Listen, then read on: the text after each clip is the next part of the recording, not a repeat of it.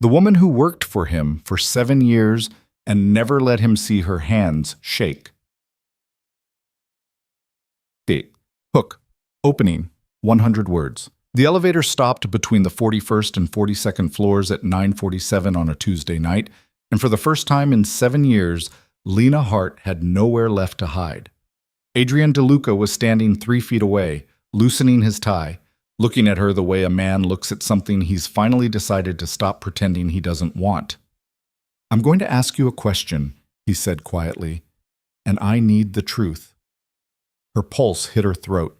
She already knew what he was going to ask. She had been terrified of it for years. Before we go any further, if you love slow burn stories about the moment a woman finally stops running from what she wants, stay with me until the very end, hit that like button, and drop the name of the city you're watching from in the comments so I can see how far this story has traveled tonight. Now, let's go back to how Lena Hart ended up trapped in that elevator with the one man she'd spent 7 years trying not to love. Lena Hart learned to keep her hands still when she was 19 years old, in a diner off Route 9 in New Jersey, carrying 4 plates of eggs up her left arm while a man at table 6 kept calling her sweetheart in a voice that made her skin feel borrowed. She learned it the way some women learn to smile at things that aren't funny, out of necessity. You kept your hands still, you kept your face flat. You didn't give anyone anything they hadn't paid for. That was the rule.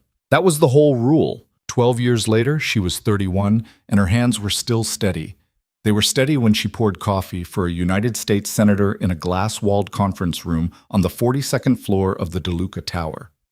They were steady when she stood beside her boss during a hostile acquisition and watched 3 grown men in $4,000 suits try to intimidate him and fail. They were steady when she signed non-disclosure agreements that could have destroyed her life if she'd ever broken them. And they were steady when she carried a folder of documents through a marble lobby while photographers shouted questions at the man walking 2 steps in front of her. Her hands were steady for everything except him.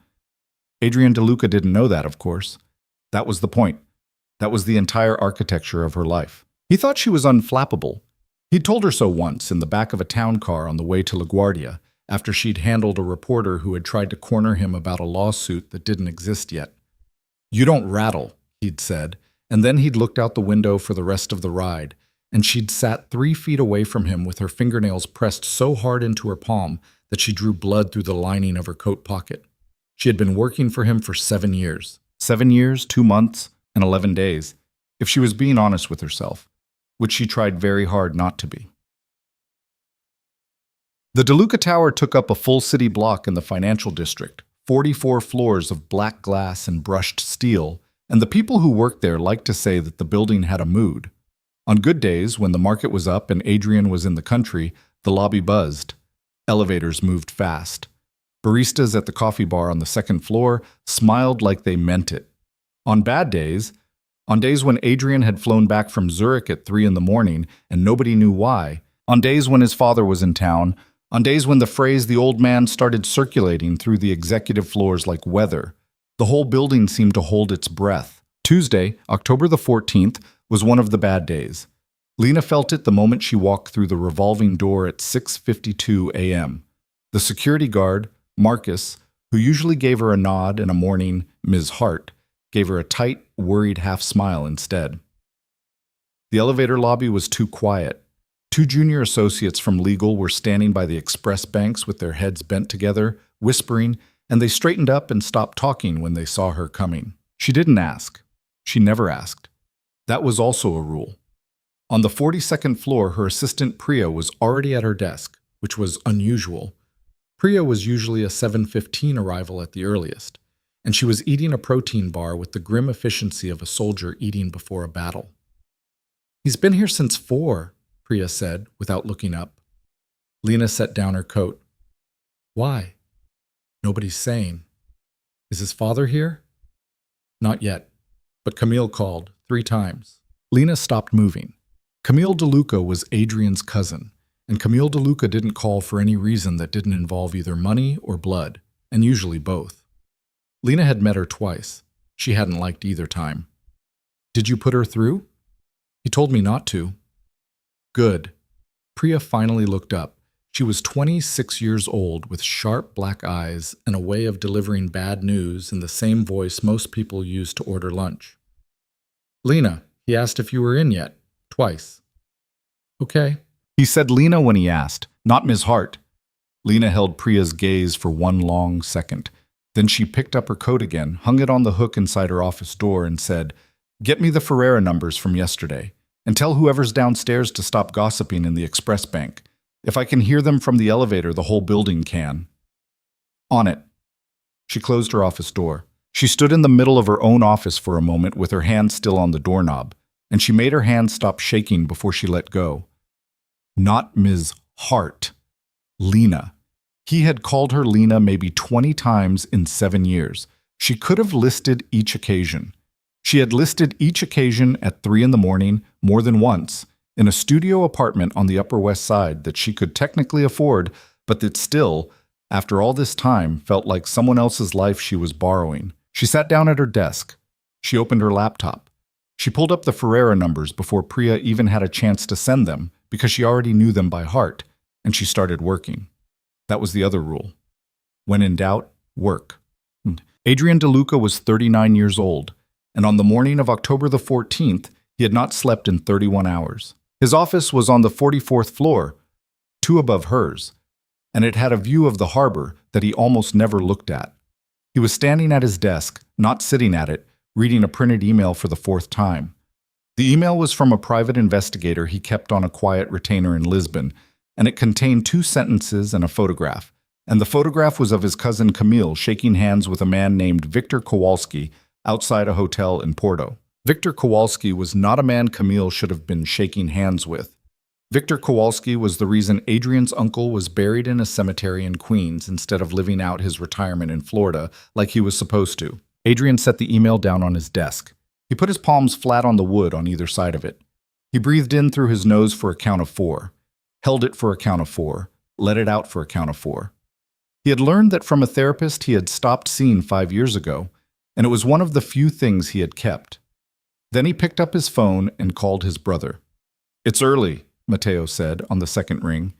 Matteo was in Milan. It was afternoon there. Camille met with Kowalski. There was a pause. A long one. "You're sure?" "I have a photograph." "How good?" "Good enough?" Another pause. Adrian could hear Matteo breathing, and he could hear behind Matteo's breathing the faint sound of an espresso machine, which meant his brother was in the cafe on Via Monte Napoleone that he had been going to every morning since he was 22. And that cafe was a 10-minute walk from an apartment where a woman named Sophia lived, and Sophia was not Matteo's wife. Adrian noted all of this without comment. He had a very large and very quiet file in his head about his brother's life. "She's family," Matteo said finally. "She met with Kowalski." "Adrian, I didn't say I was going to do anything. I said I have a photograph." "What do you want me to say?" "I want you to tell the old man before she does." Matteo exhaled. "He's going to ask you what you want to do." "I know. Do you know what you want to do?" Adrian looked out the window. He looked at the harbor he never looked at. The water was the color of lead. "Not yet," he said. He hung up. He stood at his desk for another minute, not moving. Then he sat down, finally, and he opened his laptop and he typed a message to his assistant on the floor below. "Is Lena in yet?" 3 minutes later, "Yes, Mr. DeLuca." He read that twice. He closed the laptop. He stood up again. He went to the window. He didn't know, yet, that by the end of the night, he was going to break a rule he had made when he was 26 years old. A rule he had made in a hospital room in Boston, at the foot of his mother's bed, while she was dying of a cancer she had hidden from him for a year and a half. He didn't know yet that by the end of the night he was going to stand in an elevator between the 41st and the 42nd floors and ask Lena Hart a question he had been swallowing for 7 years. He only knew, standing there at the window, that he was tired, and that his cousin had betrayed him, and that the one person in the building he wanted to talk to about it was the one person he had trained himself, with great discipline and at enormous personal cost, never to talk to about anything real. "Damn it," he said quietly, to no one. By 11 in the morning, the rumor had reached the 42nd floor. Priya brought it in with a cup of coffee and a pastry Lena hadn't asked for. "There's a situation," she said. setting both down on Lena's desk with the air of someone disposing of evidence. I don't know what it is, but legal just canceled 3 lunches, and Ben from compliance went up to 44 20 minutes ago, and he hasn't come back. Is Camille in town? No one's saying. Lena took a sip of the coffee. Who have you talked to? I don't talk, Priya said, offended. Who have you listened to? Marcus, the girl at reception on 43, a paralegal in legal who has a crush on me. What did the paralegal say? She said the word Kowalski. Lena set the coffee down. She didn't know who Victor Kowalski was. She didn't work on that side of the business. There was a side of Adrian DeLuca's life that she had access to, and there was a side she didn't, and she had been careful for 7 years not to ask about the side she didn't.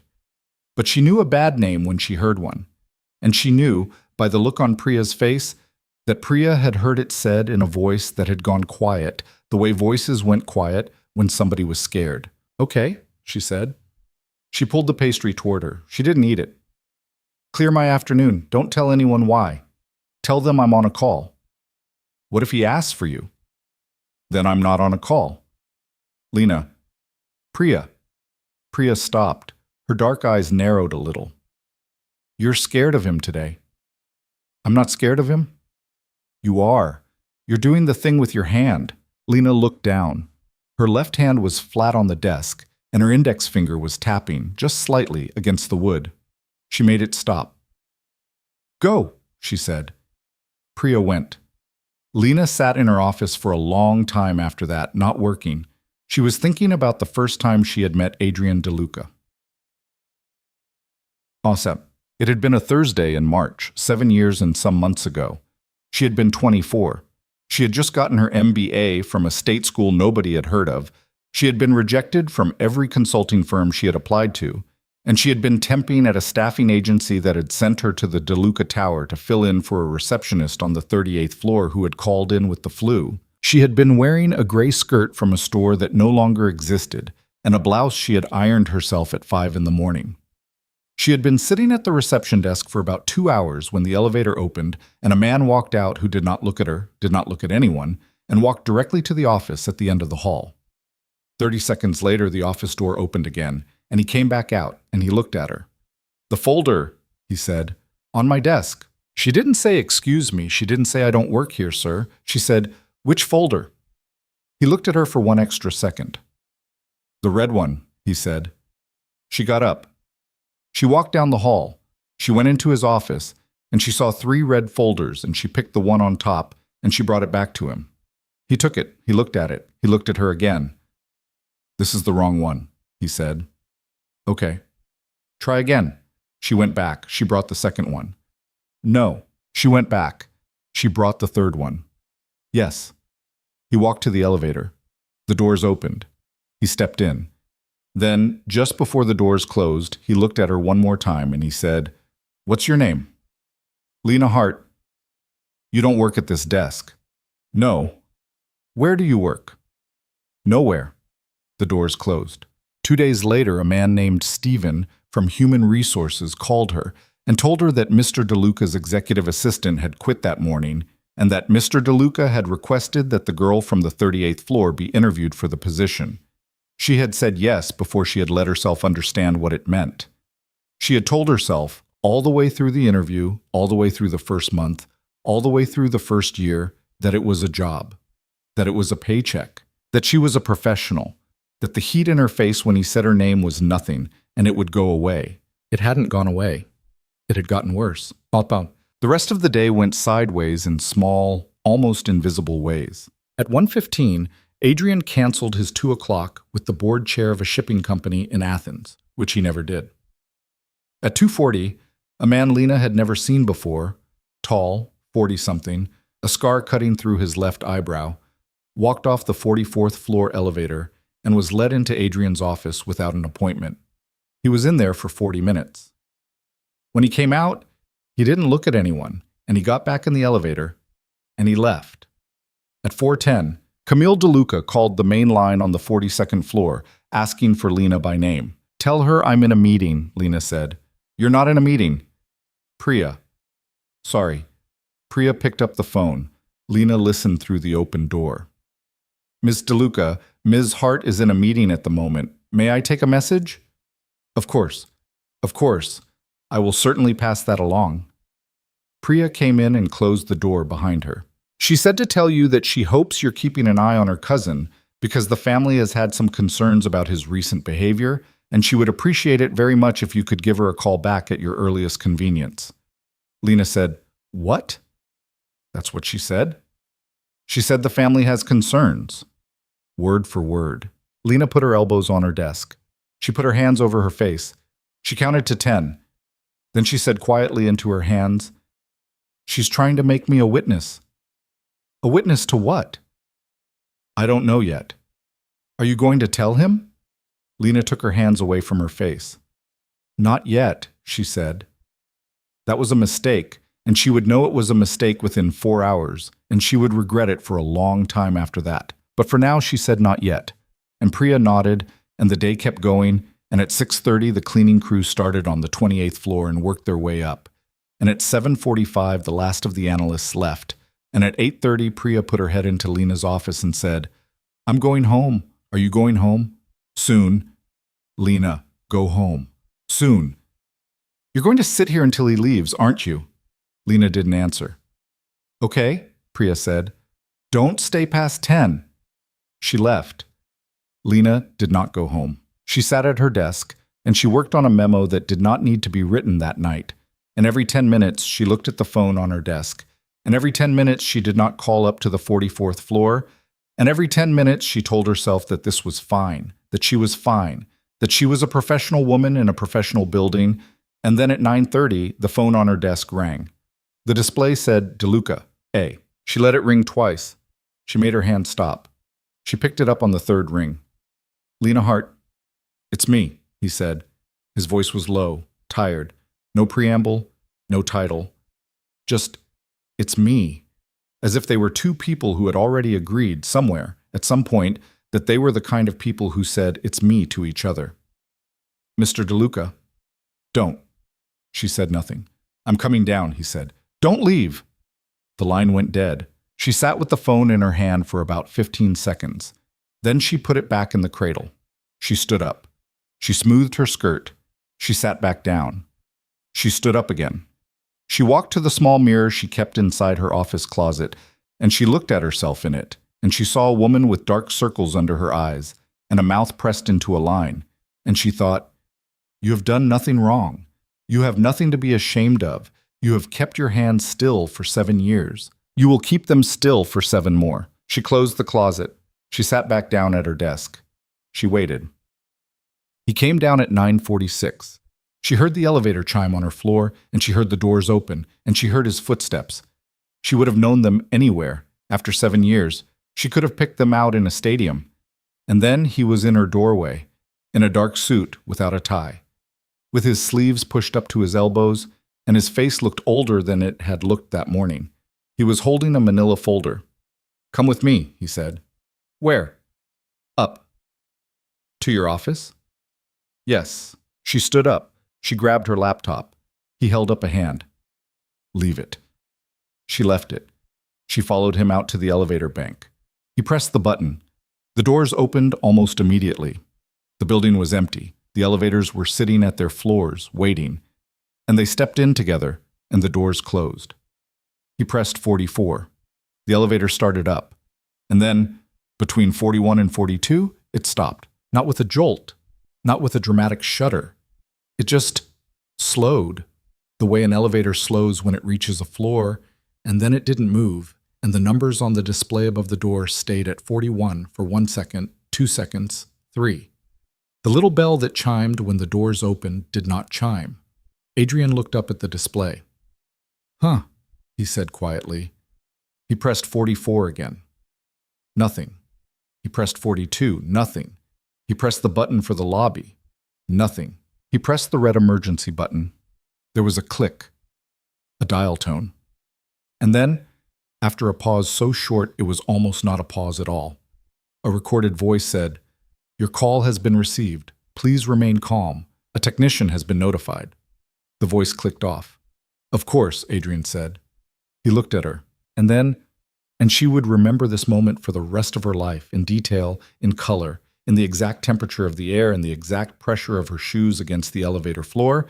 He set the folder down on the little railing that ran along the back wall of the elevator, and he loosened his tie, which was already loose, and he turned to face her fully, and he said, "How long has it been, Lena?" "I'm sorry?" "How long have you worked for me?" 7 years. 7 years, 2 months, and 11 days. She said it before she thought. She said it because he'd said it first and her mouth had answered out of muscle memory, and the second it was out of her mouth, she wanted to take it back. And she saw, the moment he registered it. His eyes didn't widen.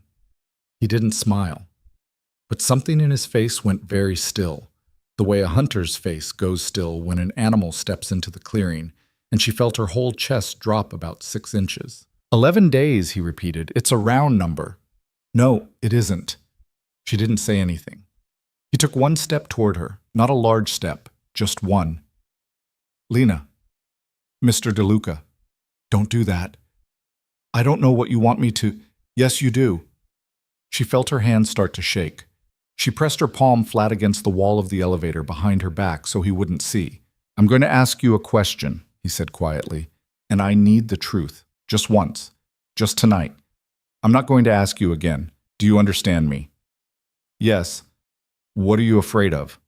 What are you afraid of, Lena? I'm not afraid of anything. Don't lie to me. It came out sharper than he meant it to. She saw him register that too. The small tightening at the corner of his jaw, the flicker of regret. And he looked down at his own hands for a second. And when he looked up again, his face had softened, and that was worse. That was so much worse. She could have handled him angry. She had handled him angry before. She did not know how to handle him gentle. I'm sorry, he said. That came out. I'm sorry. Let me try again. He took a slow breath. I've had a very bad day, he said. I've had a very bad week. I think I'm about to have a very bad year. There are things going on in my family that I won't bring into this building, but they are going to affect this building, and they are going to affect you, because you work closely with me, and because... He stopped. He looked at her. He started again.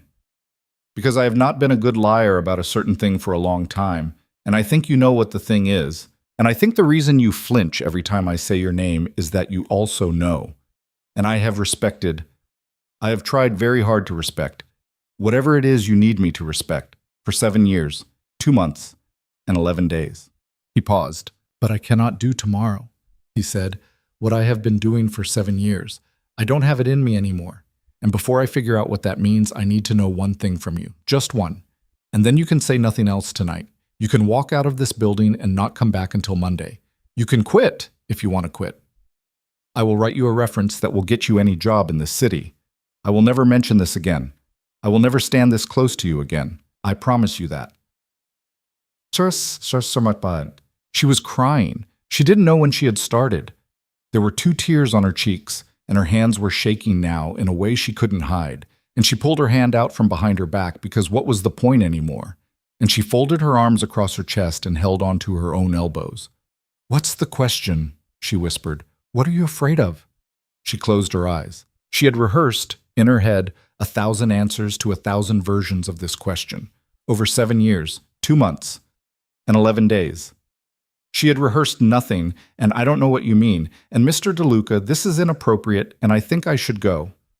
She had rehearsed them at 3 in the morning, at 6 in the morning, in the shower, on the subway, in the elevator going up, in the elevator going down.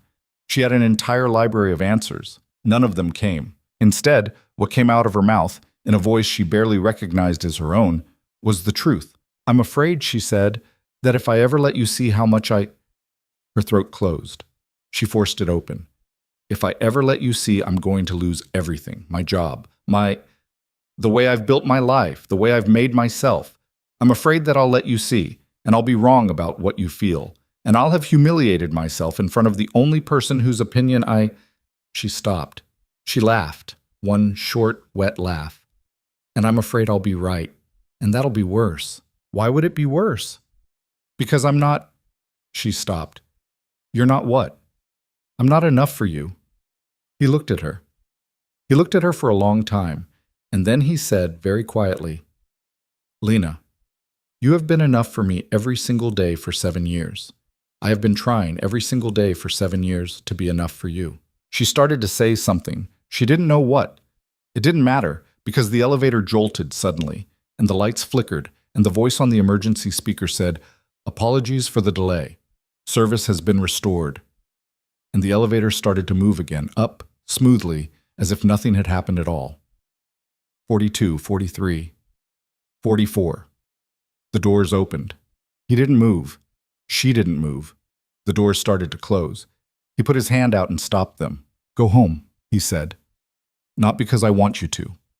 Because it's late, and you're tired, and tomorrow is going to be something, and I don't know what, and I don't want you to decide anything tonight that you can't take back." Adrian. It was the first time she had ever said his name to his face. He closed his eyes for a half-second, like the sound of it hurt him. "Please," he said, "go home." She stepped out of the elevator. He stayed in. The doors closed between them. She stood on the 44th floor alone, in the dim light of a hallway that was never dim.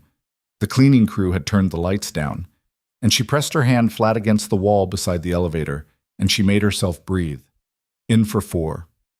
Hold for 4. Out for 4. She had learned that from a therapist she'd stopped seeing 5 years ago, and it was one of the few things she had kept. She walked down the hall. She took the other elevator. She rode down 44 floors in silence, and when the doors opened on the lobby, Marcus was still at the security desk, and he looked up, and whatever he saw on her face made him decide not to say goodnight, Ms. Hart. He just nodded, once, gently, like a man saying goodbye to a sister at a train station, and she nodded back, and she walked out into the cold October air of lower Manhattan, and she got into a taxi, and she went home. Adrian rode up to the 44th floor alone. He walked into his office. He didn't turn on the overhead lights. He went to the window, the one he almost never looked out of, and he put his forehead against the glass, and he stood there for a long time. The harbor was black. The lights on the water moved slowly, a tug pushing a barge south, a ferry coming back from Staten Island. Somewhere out there, in a hotel room in Porto, his cousin was sleeping next to a problem she had made for all of them. Somewhere in Milan, his brother was probably awake, staring at a ceiling he shouldn't have been staring at. Somewhere in New Jersey, or a Brooklyn walk-up, or wherever Lena Hart had decided to build her quiet, careful life, he realized, with a start, that he didn't actually know where she lived. He knew her employment address. He knew her emergency contact. He knew her allergies. He knew the coffee order she had every morning and the one she had on Fridays. He knew she never took more than 4 days of vacation in a row. He knew she called her mother every Sunday night at 7. Somewhere out there, she was getting out of a taxi. He thought about the things she had said. "I'm not enough for you." He thought about the way she had said it. Not like an insult, not like a complaint. Like a piece of information she had been carrying around in her pocket for 7 years, turning it over in her hand every morning before she came to work. He pulled his phone out of his pocket. He typed, "I'm sorry about the elevator." He deleted it. He typed, "Are you home?" He deleted it. He typed, "I meant every word I said." He looked at that one for a long time. He didn't send it. He didn't delete it either. He locked the phone and put it in his pocket and went back to his desk and opened the manila folder he had carried down to her office, and he spread the photographs out across the polished wood. Camille in Porto, shaking hands with Victor Kowalski. Camille, in a cafe in Lisbon, with a man Adrian's investigator hadn't identified yet. Camille at an airport in Madrid, carrying a bag he had seen before. He had seen it in a photograph of his uncle, 8 years ago, the week before his uncle had been shot in a parking lot in Queens. He pressed his palms flat against his desk, on either side of the photographs. He breathed in for 4. He held for 4. He let it out for 4. Somewhere in the building, a cleaning cart rolled past his door. He picked up his desk phone. He dialed a number he knew by heart, a number that was not in any system anywhere, a number he had not dialed in 3 years. It rang twice. A voice answered. A man's voice. Old, calm, quiet. "Adriano," the voice said, in Italian. "Papa," Adrian said.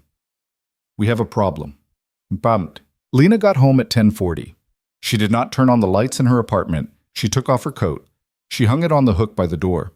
She set her keys in the bowl. She set her bag on the floor. She walked into her small kitchen and she poured a glass of water and she drank it standing at the sink in the dark. Her hands were shaking so badly she could hear the glass knocking against her teeth. She set it down. She went into her bedroom. She sat on the edge of the bed. She did not take off her work clothes.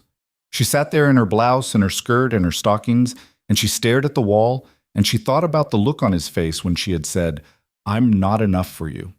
The look on his face had been,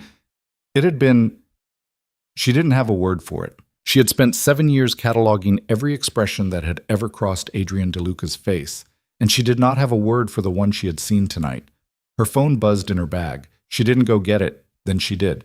It was a text from an unknown number. She knew it wasn't an unknown number. She knew it was his personal cell because she was the one who had set up the phone 7 years ago, and she had entered the SIM card number into a database, and she had memorized it the way she memorized everything he touched. The text said, "I meant every word I said."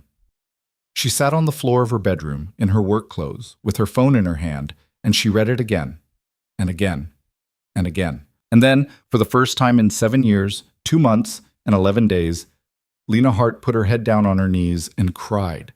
Not the small, careful crying she had done in the elevator, but the real kind. The kind she had not let herself do since she was 19 years old in a diner off Route 9. The kind she had sworn she would never do again. Not for a man, not for a job, not for anything. She cried because she was afraid. She cried because she was relieved. She cried because somewhere in the city, on the 44th floor of a black glass tower, a man she had loved without permission for 7 years had just told her, in 6 words, that he had been loving her back the whole time. And she cried because she knew already, she had always known, that nothing that started in an elevator at 41.5 floors above the ground ever stayed that simple. Outside, it started to rain. Her phone lit up again. She wiped her face with the back of her hand, and she picked it up, and she looked at the screen. It was Priya. "Are you still at the office?" She almost laughed. She typed back, "No, I'm home. 3 dots. Good. Get some sleep. Tomorrow's going to be a day." Lena looked at the text for a long time.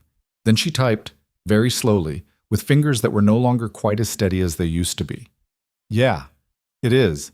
She put the phone down on the floor beside her. She leaned her head back against the side of her bed. She closed her eyes. And somewhere across the river, in an office she had walked into for the first time 7 years and 2 months and 11 days ago, a man she had not yet let herself think of by his first name until tonight, was standing at a window, watching the same rain start to fall, and making a decision about what kind of man he was going to be, starting tomorrow morning for the rest of his life. The rain did not stop until almost 4 in the morning, and when Lena woke up at 6:15, her face was pressed against the side of her mattress, her legs folded under her on the floor, and her neck had a crick in it that was going to stay with her all day. Her phone was beside her on the carpet, the screen dark. She picked it up. She looked at the text again. "I meant every word I said." And she sat there for a long moment with her thumb hovering over the keyboard, and in the end, she didn't answer. She stood up. Her skirt was wrinkled beyond saving. Her stockings had torn at some point during the night, and she hadn't noticed. She peeled everything off and got in the shower and stood under water that was too hot and let it run down the back of her neck until the skin there went pink. And she tried, very hard, to think about anything other than the sound of his voice saying, "I have been trying, every single day for 7 years, to be enough for you." She failed. By 7:15 she was dressed. Navy blouse, black pencil skirt, hair pulled back so tight it pulled at her temples. She looked in the mirror above her bathroom sink, and for a second she didn't recognize herself. Her eyes were puffy, her mouth was doing something wrong, something unfamiliar. And she thought, he's going to see it on you. Everyone's going to see it on you. She put on mascara, she put on lipstick. She took the lipstick off because it was too much. She put it back on because without it she looked sick. She stopped looking in the mirror. She got to the building at 7:50. Marcus looked up from the security desk, nodded, said nothing. The elevator up to 42 was empty. When she stepped off, Priya was already at her desk, same as yesterday. Except Priya took one look at her face and stood up without saying anything and went to the little kitchenette at the end of the hall and came back with a mug of black coffee and set it on Lena's desk and said very quietly, "What happened?" "Nothing." Lena. Priya. Okay. Priya sat down at her own desk. She didn't press. That was the thing about Priya. She pressed on the days you needed pressing, and she didn't on the days you didn't, and somehow she always knew which was which. Lena had never asked her how. Lena took a sip of the coffee. It was scalding. She held it in her mouth for a second longer than she should have, because the burn gave her something to think about that wasn't his hand in her doorway last night. At 8:03, her desk phone rang. She flinched before she'd even registered the sound. The display said Priya, extension 4201, which meant Priya was calling her from 10 feet away, which meant Priya didn't want to say something out loud. What? He's not here, Priya said in the hushed voice she used for what she called interesting information. He's not in the building. Where is he? I don't know. His car didn't come in this morning. Raul from the garage told me. Has he canceled anything? Not yet. His 9 o'clock is the Ferreira team, and they're already on a plane from Sao Paulo. Okay. Lena. What? Camille is on her way up. Lena set the coffee down. The mug made a small, hard sound against the desk. Say that again. She checked in downstairs 4 minutes ago. She's in the express elevator. Who gave her a badge? I think she has a standing one. She's family. She does not have a standing one for this floor. I know that. You know that. The desk downstairs apparently does not know that. Lena closed her eyes. She breathed in for 4, held for 4, let it out for 4. She opened her eyes, and she stood up, and she smoothed the front of her skirt, and she said, Keep your door open. If I raise my voice, call Ben in compliance.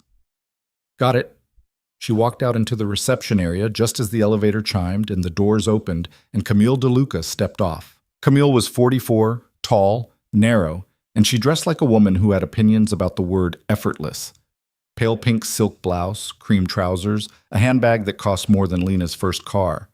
Her hair was the color of honey and pulled back in a low knot at the nape of her neck, and her mouth was doing the particular Camille DeLuca smile that Lena had learned, over the last 7 years, to read the way a sailor reads clouds. Lena, Camille said, warmly, reaching out both hands. Sweetheart, how are you? Ms. DeLuca. Oh, stop, Camille, we're past that. Mr. DeLuca isn't in. I know, darling. I'm not here to see him. Camille dropped her hands, looked around the reception area with a small, critical expression, as if she were inspecting it for a magazine. I'm here to see you. I was hoping you might have 10 minutes for me. I have a 9 o'clock. It's 5 past 8. My 10 minutes before my 9 o'clock are not open, Camille? Camille's smile tightened half a millimeter. She had expected a yes. She usually got a yes. Lena watched her recalibrate, watched the pretty friendly mask slip a little and then slide right back into place, and she thought, oh, she's nervous. She's actually nervous. 5 minutes then. In your office. I insist. Lena held her gaze for a beat. Then she said, 5 minutes. She turned and walked back to her office. Camille followed. Lena did not close the door all the way. She left it open a crack, enough for Priya to hear if she raised her voice, and she sat down behind her desk instead of at the small sitting area by the window, and she did not offer Camille coffee. Camille sat anyway. She crossed her long legs. She let the silence sit for exactly 4 seconds before she spoke. I'm worried about him, Camille said. Are you? I've been worried about him for a while now, Lena. I don't think you understand how much we love him, the family. He's not himself. He hasn't been for months, maybe longer. And I hate to say this because I think the world of you, I really do, but I think part of the reason is that he spends too much time with people who tell him what he wants to hear. Camille, let me finish. No. Lena said it quietly, and the quiet did more than loud would have. Camille stopped with her mouth slightly open. Lena looked at her across the desk and felt something cold and tight gather at the base of her throat, and she thought about a photograph she hadn't seen, a name she'd heard once through a closed door, a phone call that had come in at 4:10 yesterday afternoon from a woman who had wanted to make her a witness. I don't know what you think this is, Lena said, but I'm not going to sit here while you tell me I am bad for him. If you have something to say to your cousin, you can say it to your cousin. He is not in the building today. When he is in the building, you are welcome to request a meeting through his office, like everyone else. Now, I have a lot of work to do. Lena, honey, Camille leaned forward.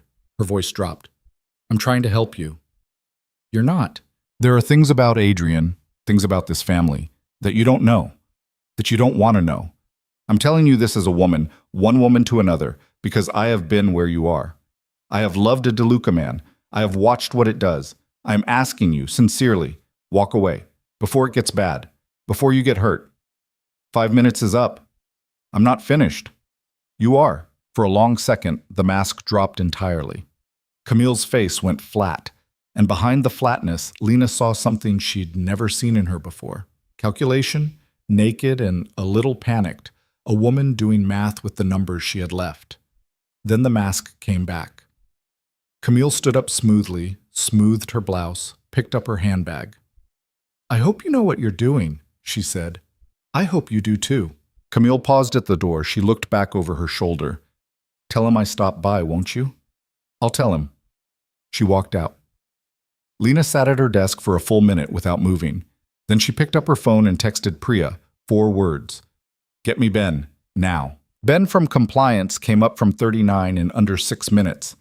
He was a small, nervous man in his 50s with a bad shave and very clean glasses, and Lena had worked with him long enough to know that he looked like he was about to apologize for something even when he hadn't done anything wrong, and that this look was extremely misleading because Ben was the smartest person in the building about the one thing Ben was smart about. Close the door, Lena said. He closed it. Camille DeLuca was just in my office for 4.5 minutes. She tried to convince me that Adrian is emotionally unstable and that I should distance myself from him before the family has to intervene.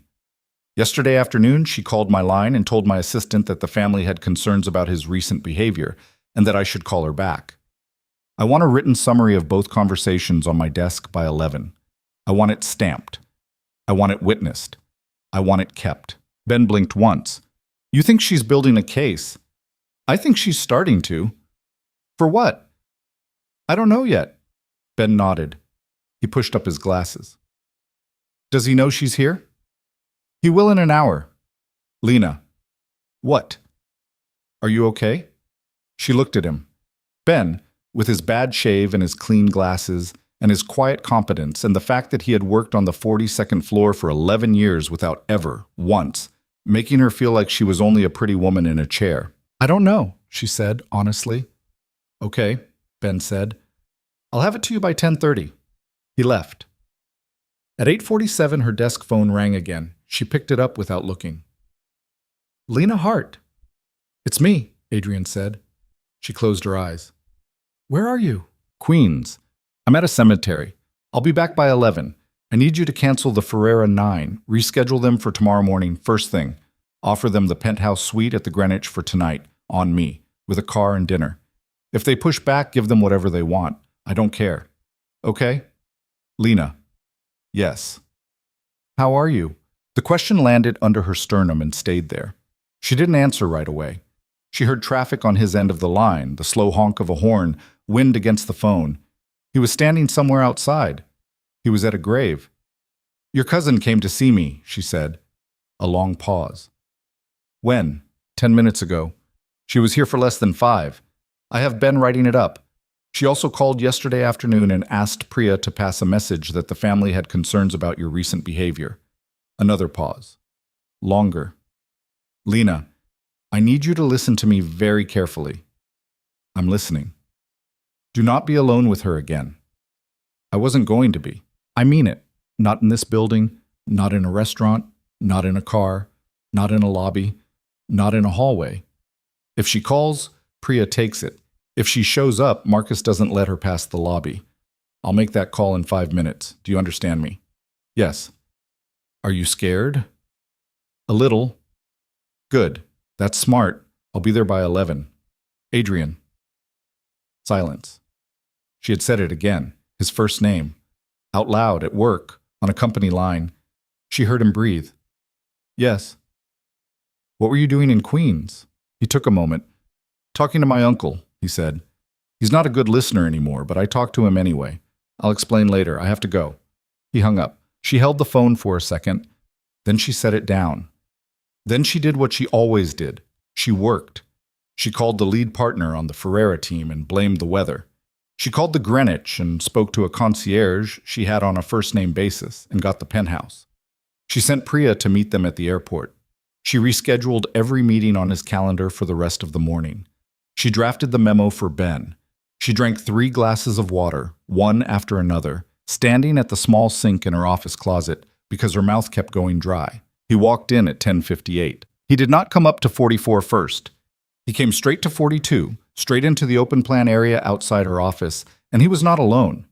He had a man with him, older, maybe 60, gray at the temples, in a suit that was expensive in the quiet way that meant I have worn expensive suits for 40 years rather than I just bought this one. The older man had kind eyes and the kind of posture that was used to being listened to. Adrian stopped in front of Priya's desk.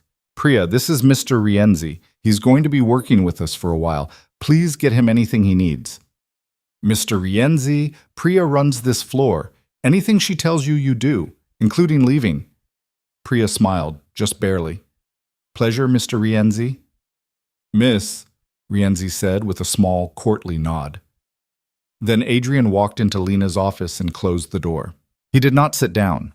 He stood in front of her desk, with his hands in his pockets, and he looked at her, and she looked at him, and for a second neither of them said anything at all. Then he said, You look like you haven't slept. Neither do you. No? Who is Mr. Rienzi? A friend of the family. He used to do a particular kind of job for my father. He's retired. He's unretiring for a few weeks, at my request. A bodyguard.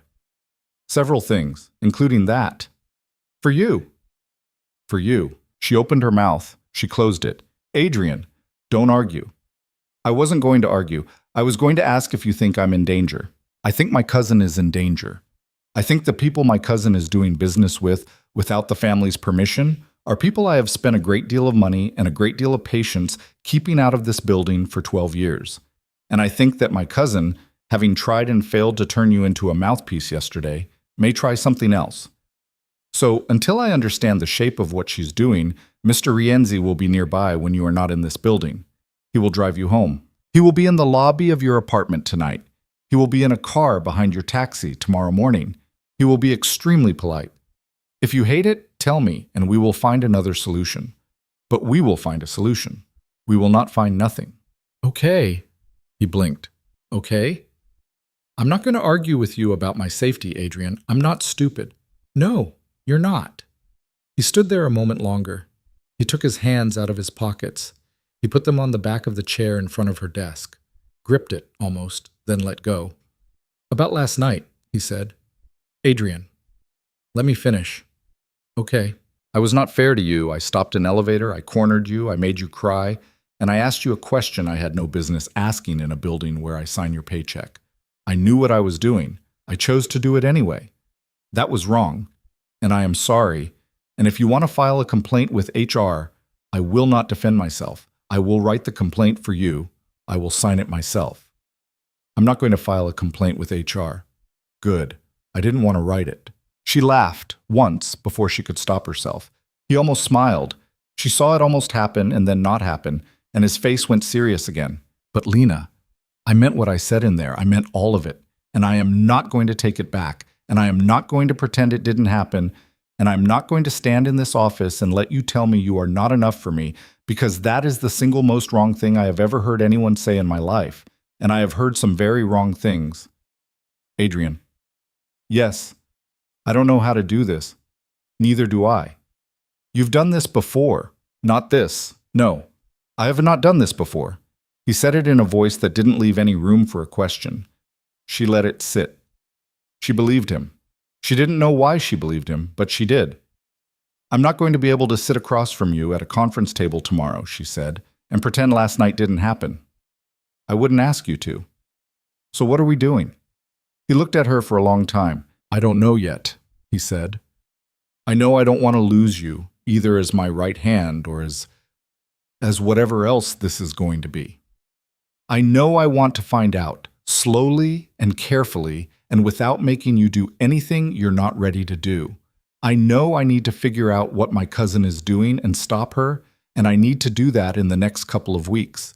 And I do not want any of this, us, whatever we are, to happen in the shadow of that. I want the shadow to pass first. And then I want to take you to dinner. Si panteichi Colton. Dinner. Dinner. A real one. Not upstairs. Not in a conference room. Somewhere neither of us has ever been. Somewhere with bad lighting and a waiter who doesn't know either of our names. She felt her mouth tremble. She pressed her lips together. Okay. Okay. Adrian. Yes. You said last night that you had been trying for 7 years to be enough for me. I did. What does that mean? He was quiet for a moment. Then he walked around the desk, slowly, not close, just around, until he was leaning against the window behind her chair, looking out at the harbor that he never looked at. He didn't sit. He didn't touch her. He just stood there with the light behind him, and she turned her chair to face him, and she waited. When I hired you, he said, you were 24, I was 32. I had been running the East Coast side of my father's company for 4 years, and I had been doing a lot of things badly. I had a reputation, some of it earned. I was sleeping with women I shouldn't have been sleeping with. I was drinking too much. I was angry at my father, who was still running Europe and treating me like I was 21. My mother had been dead for 6 years, and I had not processed a single day of it. And one Thursday in March, I had to go to the 38th floor to pick up a folder, and there was a girl at a desk who did not work there, and I asked her for the folder, and she got me the wrong one, and I said, try again, and she did. She didn't apologize. She didn't flirt. She didn't do any of the things I had been trained by 12 years of running into women in lobbies to expect her to do. She just tried again, and she got it wrong again, and she tried again, and she got it right. He looked down at the floor, and I stood in the elevator and I thought, that's somebody who is going to be very good at this job if somebody doesn't waste her. And then I thought, don't waste her. And then I thought, and don't waste her any of the other ways you waste women either. And I decided right there, before the elevator doors opened on 44, that I was not going to be the kind of man who hired a woman because he wanted her and then pretended it was a job. I was going to hire you because you were good at the job, and I was going to keep it a job, and whatever the other thing was, I was going to put it somewhere in me and keep it there. She was crying again. She hated that she was crying again. She wiped her cheek with the back of her hand. For 7 years. For 7 years. Adrian, let me finish. Okay, I was not a saint, Lena. I want to be very clear about that. I was not living in a monastery. There were women. Some of them for a long time, some of them not. I was a functioning adult. I want you to know that, because I don't want to stand here and tell you a story where I come out looking like a martyr. But nobody in the last 7 years has ever been in this room with me the way you are in this room with me. And nobody has ever sat in that chair and known what I was thinking before I knew I was thinking it. And nobody has ever carried this building with me the way you have carried it. And I have tried every single morning to be a better man at work than I am at any other time of my life. Because you were going to walk in the door, and I did not want to be the kind of man who made you sorry you took the job. She couldn't speak. He looked at her, finally, directly. His eyes were tired. He looked his age for the first time in a long time. He looked like a man who had been standing up very straight for a very long time and was thinking about sitting down. I didn't expect, he said, that last night would be the night. I was going to wait. I was going to wait another year, maybe 2, until you were ready to leave this job on your own terms and take another one somewhere else. And then I was going to ask you to dinner like a normal person, and I was going to hope you said yes. But there are things coming, and I didn't want you to go into them thinking you were just my assistant. I didn't want you to be brave for me under false pretenses. I wanted you to know what you were being brave for. So I stopped the elevator and I asked you the question, and I am sorry about how I did it, but I am not sorry that I did it. He stopped. He waited. She took a long breath. She let it out. She put her hands flat on the desk, palms down. She looked at the back of her own hands for a minute. The small scar on her left thumb from a kitchen knife when she was 17, the freckle above her right knuckle, the plain silver ring her grandmother had given her on her 21st birthday. And she thought, okay. I'm going to say something, she said, and I'm only going to say it once, and I need you to not make me repeat it. Okay? I have loved you since the 4th month. He closed his eyes. I didn't know what it was at first, she said. I thought it was admiration. I thought it was a crush. I thought it was the kind of thing that would burn itself out in 6 weeks. And then 6 weeks became 6 months, and 6 months became a year, and every year I told myself that this was the year it would go away, and every year it didn't. And I made a decision, somewhere in the second year, that I was not going to be the kind of woman who threw away a good job for a man who was never going to feel the same way. I was going to be the kind of woman who did the work. I was going to be the kind of woman who kept her hands still. And I did. I did. For 5 more years, I did. And then yesterday I walked past Priya's desk, and you had asked for me by my first name. And I went into my office, and I shook so hard I couldn't sign a memo. And I thought, oh no, it's starting. And I was right. It was starting. And you stopped the elevator, and She stopped. And you were gentle with me, she said, and I did not know how to be a person anymore. Lena, I'm not finished. Sorry. I don't know if I know how to do this. I haven't. She laughed a small, embarrassed laugh. I haven't done a lot of this. At all. In any version. I haven't been a person's girlfriend since I was 21, and the person I was a girlfriend to was a college sophomore who cheated on me with a girl from his study group, and that is the extent of my experience with men. I am not the woman you think I am. I am not who you think I am, underneath. I have the clothes. I have the voice. I have the job. I do not have any of the rest of it. And I have been terrified for 7 years that one day you would find out, and it would be that you would see me, and I would see you see me, and I would. She took a breath. I would have to live through that. He took 1 step away from the window toward her, and then he stopped, because he could see that she was not done, and because he knew her well enough to know that if he moved 1 step more right now, she would never finish. So what I am telling you, she said, is that if we do this, whatever this is, you need to go slow. I'm not being coy. I'm not trying to make you work for it. I am telling you that I am a 31-year-old woman who has been living like a nun with a good wardrobe for 7 years, and if you push me too fast, I will panic. I will panic, and I will run, and I will feel humiliated, and I will not come back. I need you to. I know. No, you don't. You can't possibly. I do. She stopped. He was looking at her with an expression that she finally, in this moment, had a word for. The word was relief. You're not the only one, he said quietly, who has been keeping a secret about how much of themselves is actually in this building.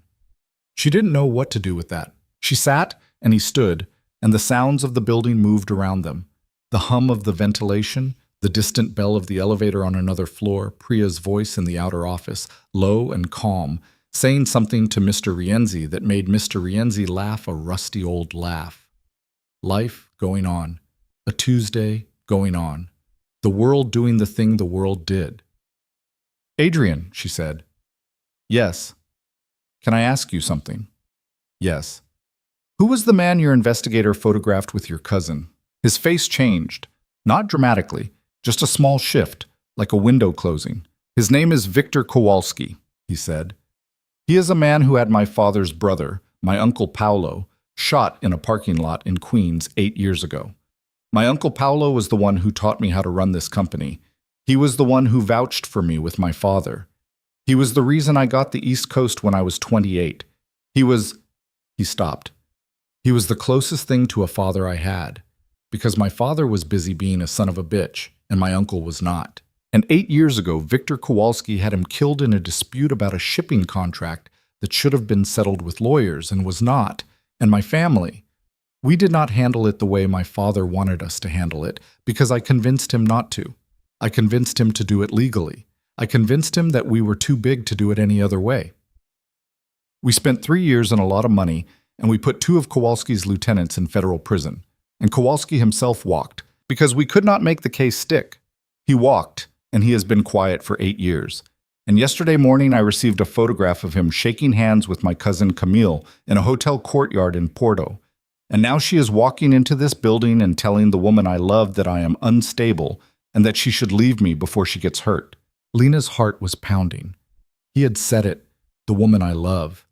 And he hadn't paused, hadn't caught himself, hadn't looked at her after he'd said it. He had said it the way a man says a thing he has been saying in his head, privately, for a long time. She didn't stop him. She didn't react. She let him keep going because she understood, with the clarity of a woman who had watched him work for 7 years, that he needed to tell her this the whole way through without being interrupted. "I don't know what they want," he said. "I don't know if she's selling him information or if she's trying to set up some kind of deal without the family's approval, or if he's using her to get at me, or all of the above. I don't know if she understands what she's playing with. I'm going to find out. I am going to find out this week. And until I do, I'm not going to let you walk anywhere in this city alone. And I'm not going to let her anywhere near you. And I am not going to ask you to do anything about any of it except let Mr. Rienzi drive you home." "Okay, Lena. Yes. Tell me what you need from me right now, today, this afternoon. Just today. Not forever. Just today." She thought about it. "I need you to do your job," she said, "and let me do mine. I need you to find out what your cousin is doing. I need you to come back to this office at the end of the day and tell me what you found out, because I am going to worry otherwise, and I am not going to be able to sleep, and I need you to not think that's strange. And I need you to—" Her voice caught. "I need you to not touch me yet. Not because I don't want you to, because if you touch me right now, I am going to fall apart. And I have a team meeting at 2, and I cannot do a team meeting after falling apart. Can you do that?" "Yes." "Good." He nodded, once. He pushed off from the window. He walked around her desk, and he passed behind her chair, and he did not touch her. He didn't even let his sleeve brush the back of her shoulder, though she could feel how close he was. And he walked to her office door, and he put his hand on the handle, and he turned back. "One more thing," he said. "What?" "When I came in here, I said I didn't know how to do this either. That wasn't entirely true. I know one thing about how to do it. I know I'm not going to be the first one to say it again. Not because I don't mean it, because I said it once today already, and you weren't ready. And I'm not going to say it again until you tell me you want me to. So when you're ready, Lena, you tell me. And I'll say it back. I'll say it as many times as you want. But I'm going to wait for you to ask." "Okay." "Okay." He opened the door. He walked out. She heard him say something low to Mr. Rienzi. She heard Priya say Mr. DeLuca. She heard the elevator chime. She heard the doors close. And she sat in her office, at her desk, with her hands flat on the wood. And she didn't cry, and she didn't shake, and she didn't get up. She sat there, and she let the truth of the last 20 minutes settle over her like dust settling on a surface that had been undisturbed for a long, long time. And then, slowly, she pulled the Ferreira file toward her, and she opened it, and she started to read because that was what she did. She worked. She kept her hands still. She built her life out of small, clean, correct actions, one at a time, until they added up to a day, and the day added up to a week, and the week added up to the life she had made. Except now, for the first time in 7 years, there was a second life walking around underneath it, and it was starting to look out from behind her eyes. Outside her window, a gull wheeled over the harbor. Somewhere on the 44th floor, Adrienne DeLuca was making phone calls she did not want to know about. Somewhere in Porto, a woman who had tried to poison her against the only man she had ever wanted was waking up to a problem she had not yet realized she had. Somewhere in Queens, under a gray stone, a man who had taught Adrian how to be a man was sleeping the long sleep, and whatever he had wanted for his nephew, it probably wasn't this. Lena looked down at the Ferreira numbers. She wrote a note in the margin. Her handwriting was neat. Her pen did not shake. She got through the day. That night, at 10:15, Mr. Rienzi walked her from the lobby of her building to the door of her apartment, said good night, Miss Hart, and then went and sat in a sedan across the street and did not leave until morning. Lena stood on the other side of her apartment door for a long time.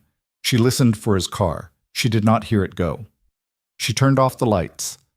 She got into bed.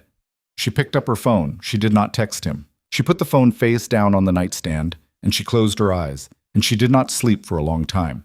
But she did not cry either, and that, for a woman like Lena Hart, on the second night of the rest of her life, was something. She didn't sleep much that first night with Mr. Rienzi's sedan parked across the street, and she didn't sleep much the second night either, and by the third night she had figured out that the trick was to stop trying.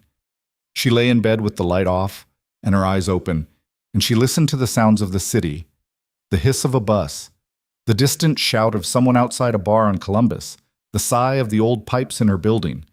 And she let herself think, for the first time in 7 years, about what it would actually look like if she were allowed to want what she wanted. The thinking did not go well. Her imagination, it turned out, had atrophied. She could think of 1,000 versions of a work crisis, 1,000 versions of a board meeting, 1,000 versions of a press release. Her brain was a building full of filing cabinets, and all of them were labeled in his handwriting. But she could not, it turned out, imagine what it would look like to sit across from him at a table with bad lighting and order a glass of wine. She tried. She kept tripping over the part where he looked at her. In her imagination, every time he looked at her, she dropped her fork. It went on like that for a week. The work got done. Mr. Rienzi was always 3 steps behind her, polite as a Jesuit, invisible in the way only the very good ones are. Adrian was in and out of the building. He was gone 12 hours one day. Newark, then a flight, she didn't ask. And back at 7 the next morning, looking like a man who had slept in a chair. He stopped by her office twice a day, sometimes 3 times, never for long. He didn't sit. He didn't close the door. He kept his hands in his pockets. He said things like, "I pushed Tokyo to Friday. Can you get Hirota on the phone? And I need you in the 2 o'clock with legal." And he said her name the same way he'd always said it. Lena. No weight on it at all. No color. And then, at the very end, always, just before he left, he'd give her a look that lasted about half a second longer than it needed to. And that look carried everything, every bit of it. The elevator, the office, the words, "The woman I love." She'd feel it land in her chest like a second heartbeat, and then he'd be gone. And she'd put her hand on her desk, and she'd keep working. On Thursday, she stopped by his office at the end of the day because she had a document she needed him to sign and because Priya had gone home and there was no one left to carry it up for her. He was standing at the window, on the phone, speaking Italian, very fast, very low. She stood in the doorway. He saw her. He held up one finger, 1 minute, and went on. She watched him, not because she meant to, just because she was tired and he was there. His jacket was off. His sleeves were pushed up. There was a line of tension running from the base of his neck down the back of his shoulder, visible through the shirt, and she thought, irrelevantly, absurdly, that she had never once, in 7 years, put her hand on him. He said something sharp into the phone in Italian and hung up. "Sorry. Everything okay?" "No." He didn't elaborate. She didn't push. She walked over to his desk, put the document down, put a pen beside it. He came around, read it without sitting, signed it, handed it back. "Thank you." "Lena." "Yes." "Are you eating?" She almost laughed. "What?" "Are you eating? Priya says you didn't have lunch today." "Priya is a rat. Priya is doing her job." "I had a granola bar." "A granola bar is not lunch." It was a big granola bar. He gave her a look, half exasperated, half something else, and opened his desk drawer and pulled out a white paper bag and set it on the desk. "What's that?" "Dinner." "Adrian, I'm not asking you to eat it with me. I'm asking you to take it home and eat it. There's a soup, there's bread, there's one of those rice things your friend Priya said you like. I don't know what it's called. I got it from the place on 29th. If you don't eat it, I will find out from your doorman whether you threw it away." "You can't bribe my doorman." "I absolutely can bribe your doorman." "Adrian, Lena."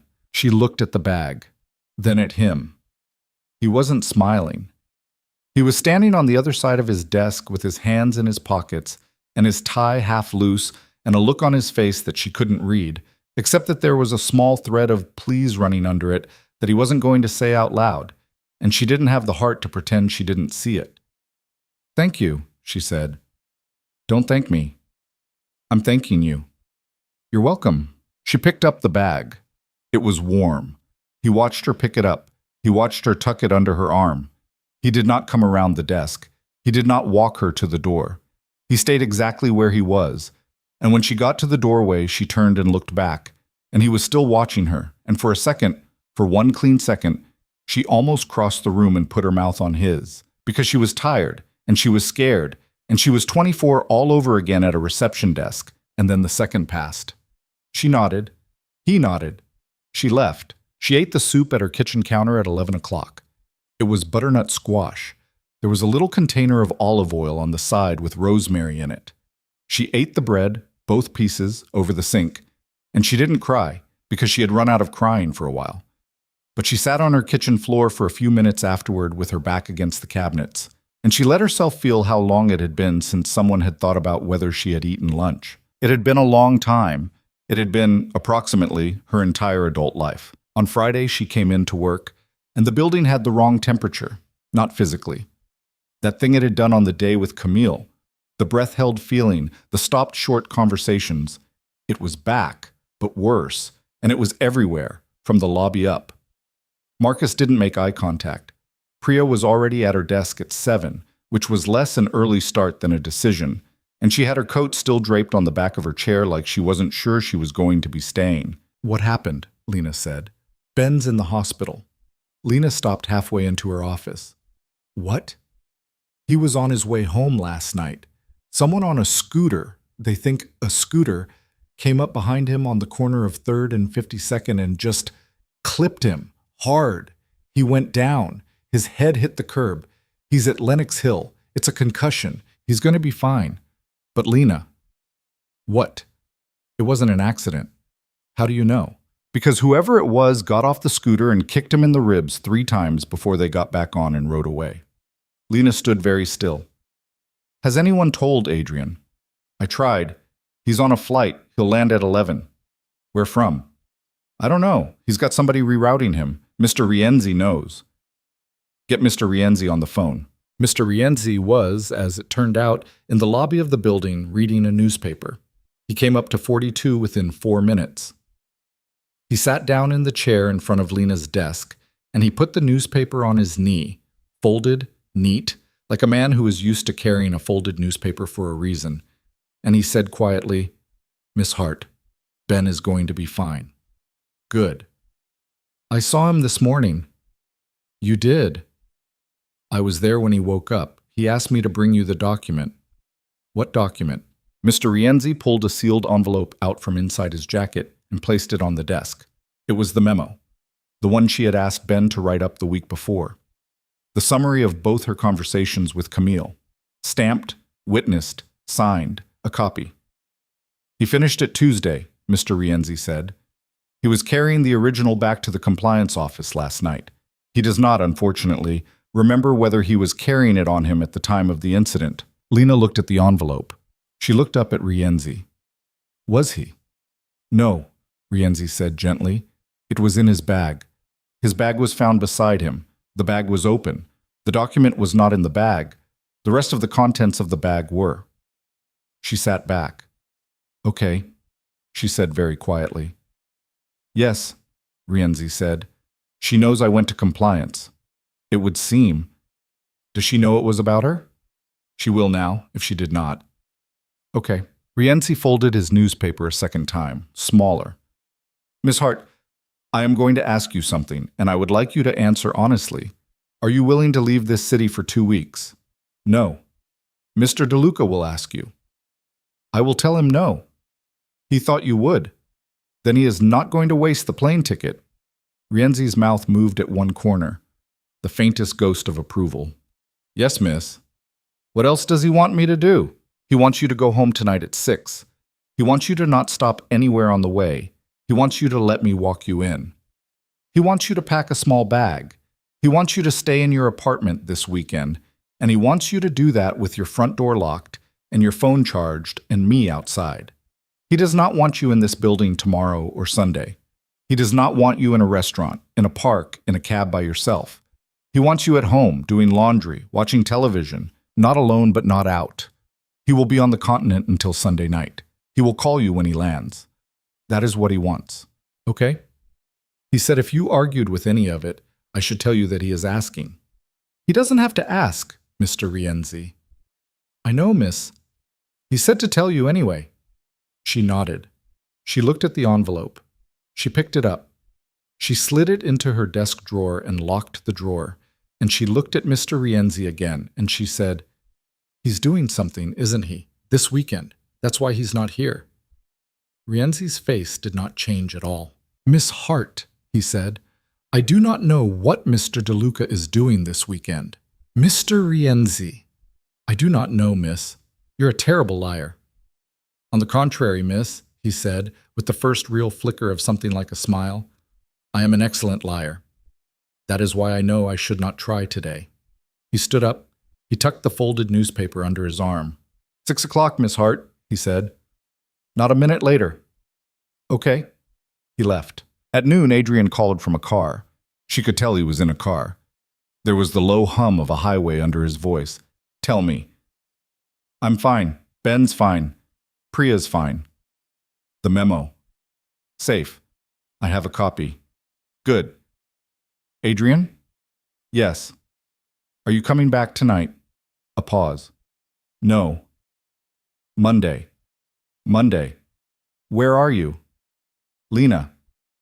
I know, I'm asking anyway. She heard him breathe out through his nose. I'm going to see some people, he said.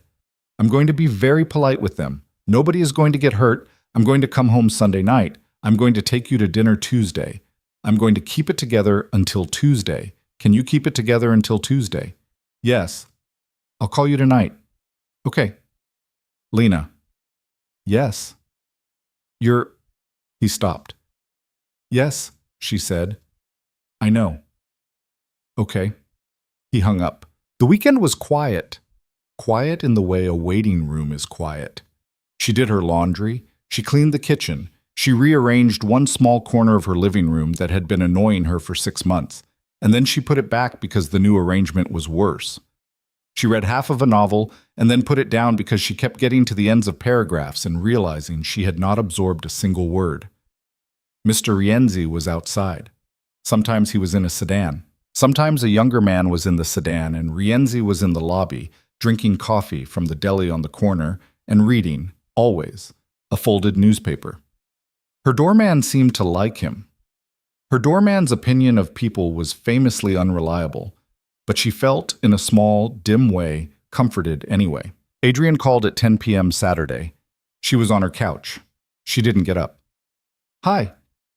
Hi? Where are you? In a hotel. Not telling you what city. That's fair? How are you? I rearranged my couch cushions. How did that go? I put them back. He laughed. It was a short, tired laugh, like a man laughing for the first time in 3 days.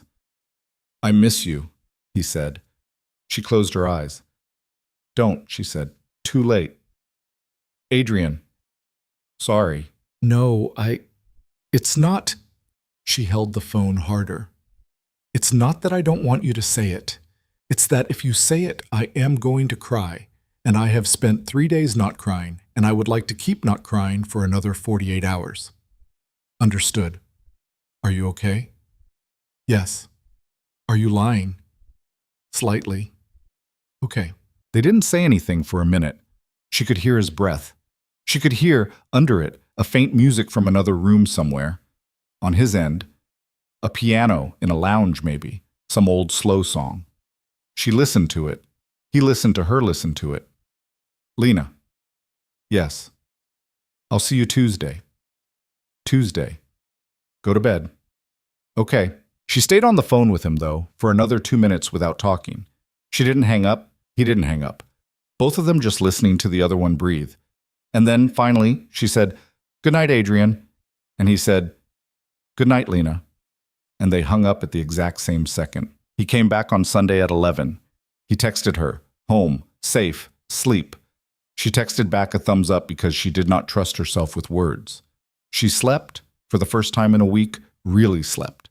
And she woke up at 6 to a city that looked from her window like it had been washed. Monday was work. There was, in fact, a frightening amount of work. The Ferreira team came back. The Tokyo call happened. Ben, from his hospital bed, sent a 3-page memo that was sharper than half the memos he'd sent her while standing up, and Lena read it twice and then emailed him a single line that said, Please never get hit by a scooter again. I missed you. The Friday filing is on my desk. Rest. And he wrote back, We'll try on all counts. Camille, she was informed by Priya in a whisper over coffee, had left the country on Saturday. To where, no one had been told. The story inside the family, Rienzi informed her in his gentle, courtly way in the hallway that afternoon, was that Camille was on a retreat. The word was used, he said, in the same tone of voice one might use to describe a rehabilitation facility. Is she coming back? That is her choice, miss. Is it really? Yes, he said. It is really her choice. Mr. DeLuca is very careful about that. He will not make the choice for her. He will, however, make the consequences of her choice extremely clear. And Kowalski. Rienzi looked at her for a long moment. Then he said very quietly, Miss Hart, some things happened this weekend that are not for you to carry. Mr. Rienzi, please, miss. If you never ask me again, I will be grateful. I will also answer, if you insist, but I would like you to not insist. She didn't insist. She went back to her office. She worked. At the end of the day, Adrian stopped in. He stood in the doorway with his jacket on and his tie straight, and he looked, for the first time in a week, like a man who had slept. Tomorrow night, he said. Tomorrow night. 7? I'll send a car. Where? A place on 54th. You've never been. Neither have I. The lighting is bad and the waiter doesn't know either of our names. Okay. Wear whatever you want. I was going to wear what I'm wearing. Wear whatever you want, Lena. Okay. He almost smiled. She almost smiled. The door stayed open. He left. Tuesday night, she wore a navy dress she had bought in a boutique in Greenwich 3 years ago and had never not once taken out of the closet. She put her hair down. She put on the lipstick, and this time she did not take it off. The car came at 6:40. Mr. Rienzi was in the front.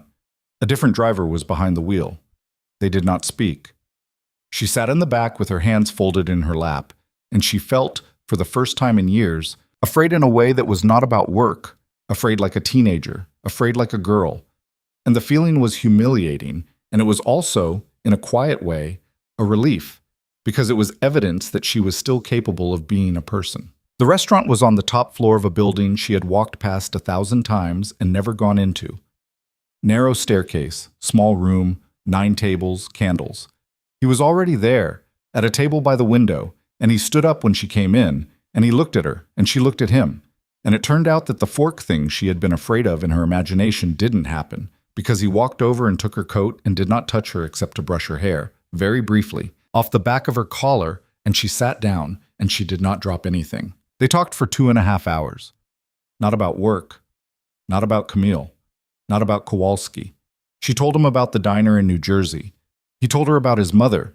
He told her the real version, the version where his mother had been angry at him for 2 years before she died because he had moved to America without asking her first, and she had withheld her forgiveness on purpose for most of that time.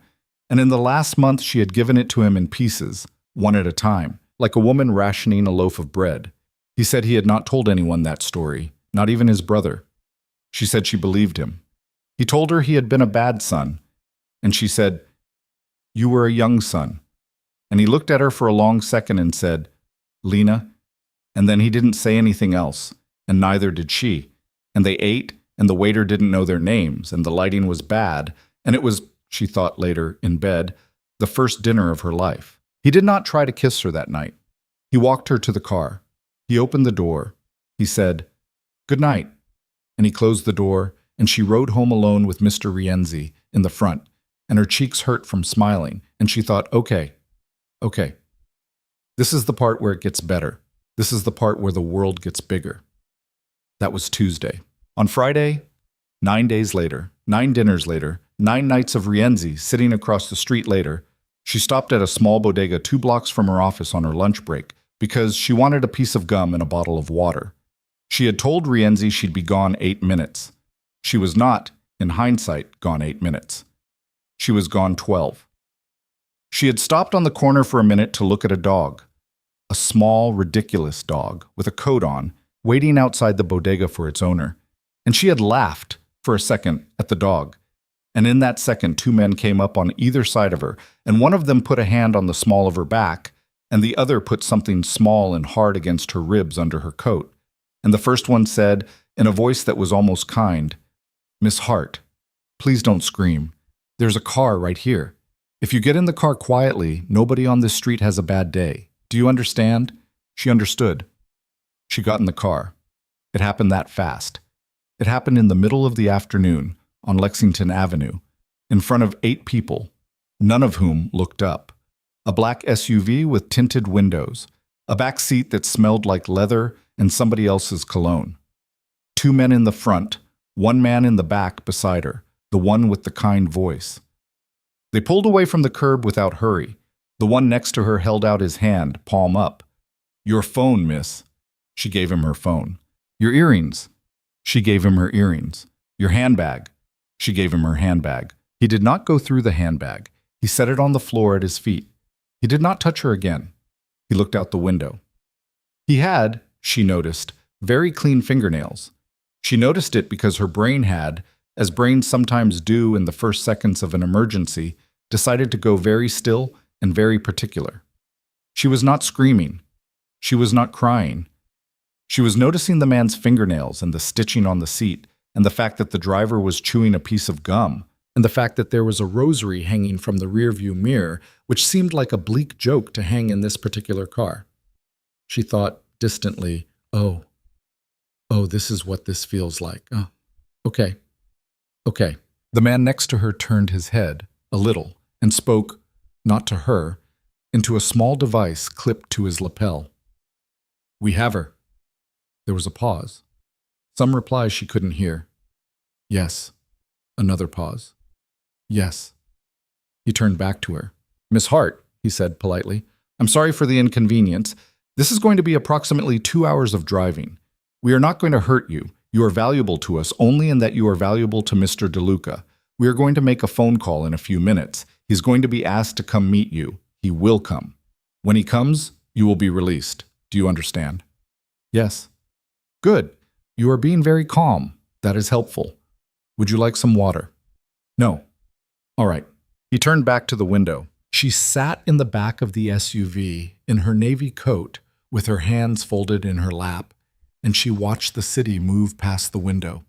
She saw the corner of 61st. She saw the bridge. She saw the bridge going under her. She saw the hard gray water of the East River. And she did the math.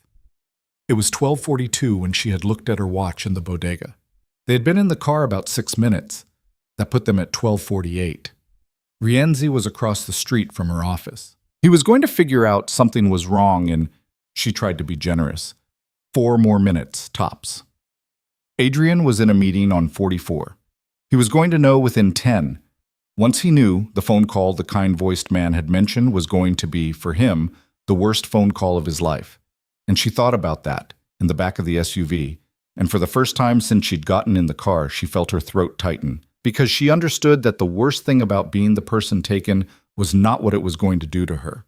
She was, it turned out, not that scared for herself. She was scared for him. She was scared for Adrian DeLuca. She was scared that he was going to get the phone call, and he was going to hear her voice, and he was going to come. Of course he was going to come. There had never been a second in the last 3 weeks in which he was not going to come. And they were not going to let him walk out of wherever they were taking her. And she was going to have to watch him do something, or have something done to him that he had been working for 12 years to keep out of his life. She thought about the elevator. She thought about his face in the elevator when he had said, "I have been trying every single day for 7 years to be enough for you." She thought about the soup, the bread, the rice thing, his hand brushing her hair off the collar of her coat at the restaurant, his voice on the phone from the hotel. "I miss you, don't, too late." She thought, I have not told him yet. She had not told him yet. She had been waiting. She had been waiting for a Tuesday. She had been waiting for bad lighting and a waiter. She had been waiting for it to be perfect. She had been waiting, like a child, for permission from the universe to say the one thing that was the most true thing about her, and the universe, it turned out, was not a patient parent. The car crossed another bridge. She didn't know which one. She thought it was the Triborough. She wasn't sure. The kind-voiced man handed her a phone. "Miss Hart," he said, "it's time." He pressed a button. The phone started to dial. Adrian's private number. The one only 6 people in the world had. She watched the screen. It rang twice. "Lena." His voice was so calm that she almost, in spite of everything, smiled. It was the voice he used on boards. It was the voice he used when the worst thing in the world was happening in the next room. It was the voice that meant, "I am going to fix this. Tell me the shape of it." "Adrian, Are you hurt? No. Are you in a car? Yes.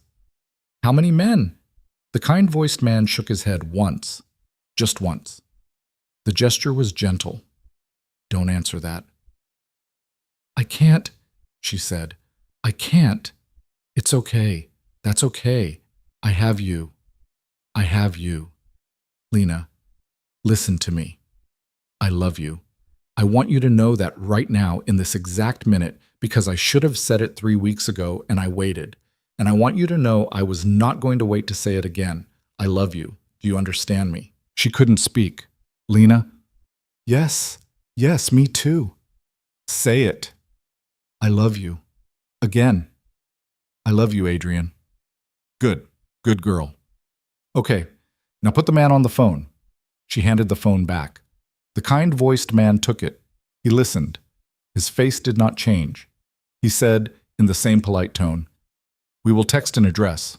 You come alone, or we release her in a place she does not want to be released in. 1 hour." He hung up. He handed her phone back to her, turned off. He put it on the seat between them. He looked at her with what she realized, with a wave of something so cold it felt hot, was sympathy. "Miss Hart," he said, "you are very calm." "Yes." "May I ask, is this your first time?" She laughed. She didn't mean to. It came out high and wrong, and she clapped her hand over her mouth. The man did not react. He looked out the window. "Yes," she said, when she could. "It's my first time." "Ah," he said. "You are doing very well?" They drove. She watched the city become not the city. Warehouses, then water again, then a low road between two fences, and she thought, underneath the math and the fear and the cold sweat on the back of her neck, one clear thing.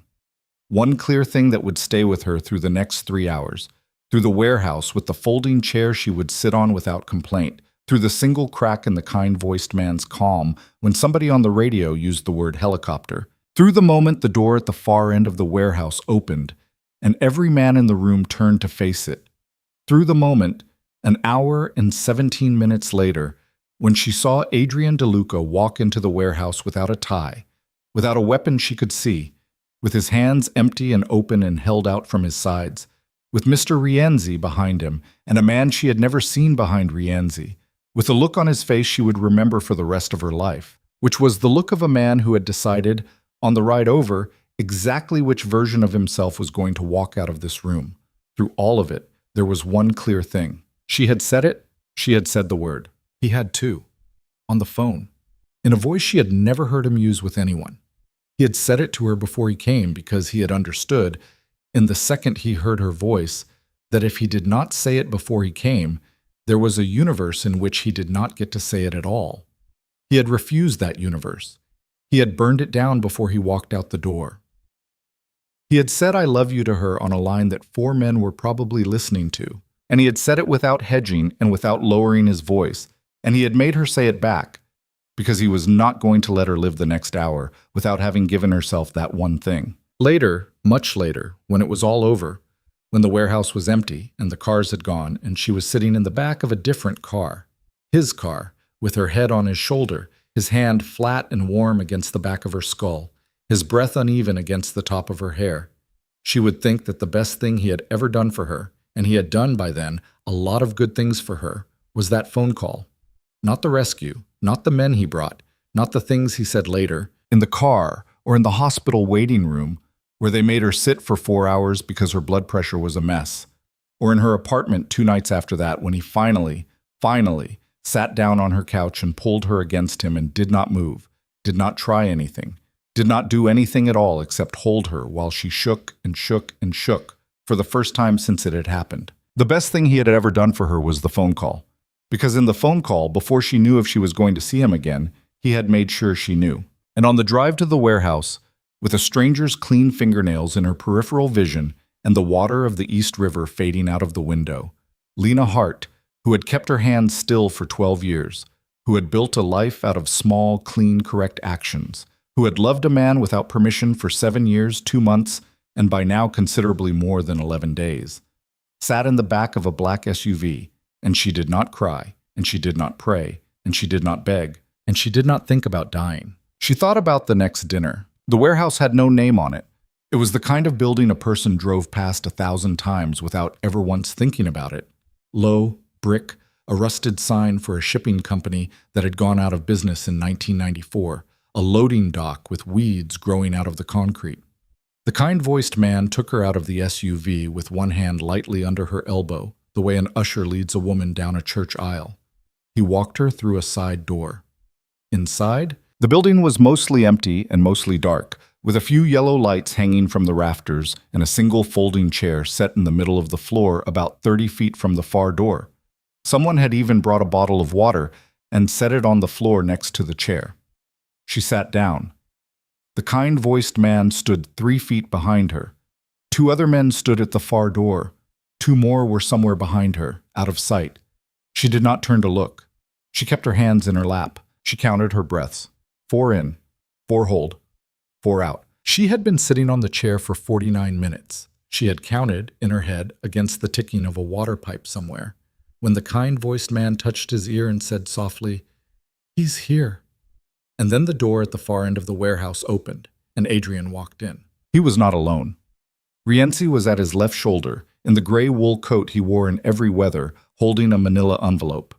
Behind Rienzi there was a man she had never seen. Thin, 60s, close-cropped white hair, a face like a small axe.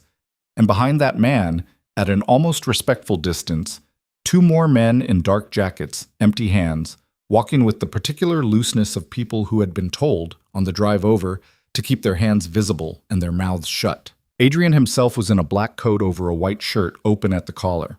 No tie. His hands were at his sides, empty, palms half turned out. He did not walk fast.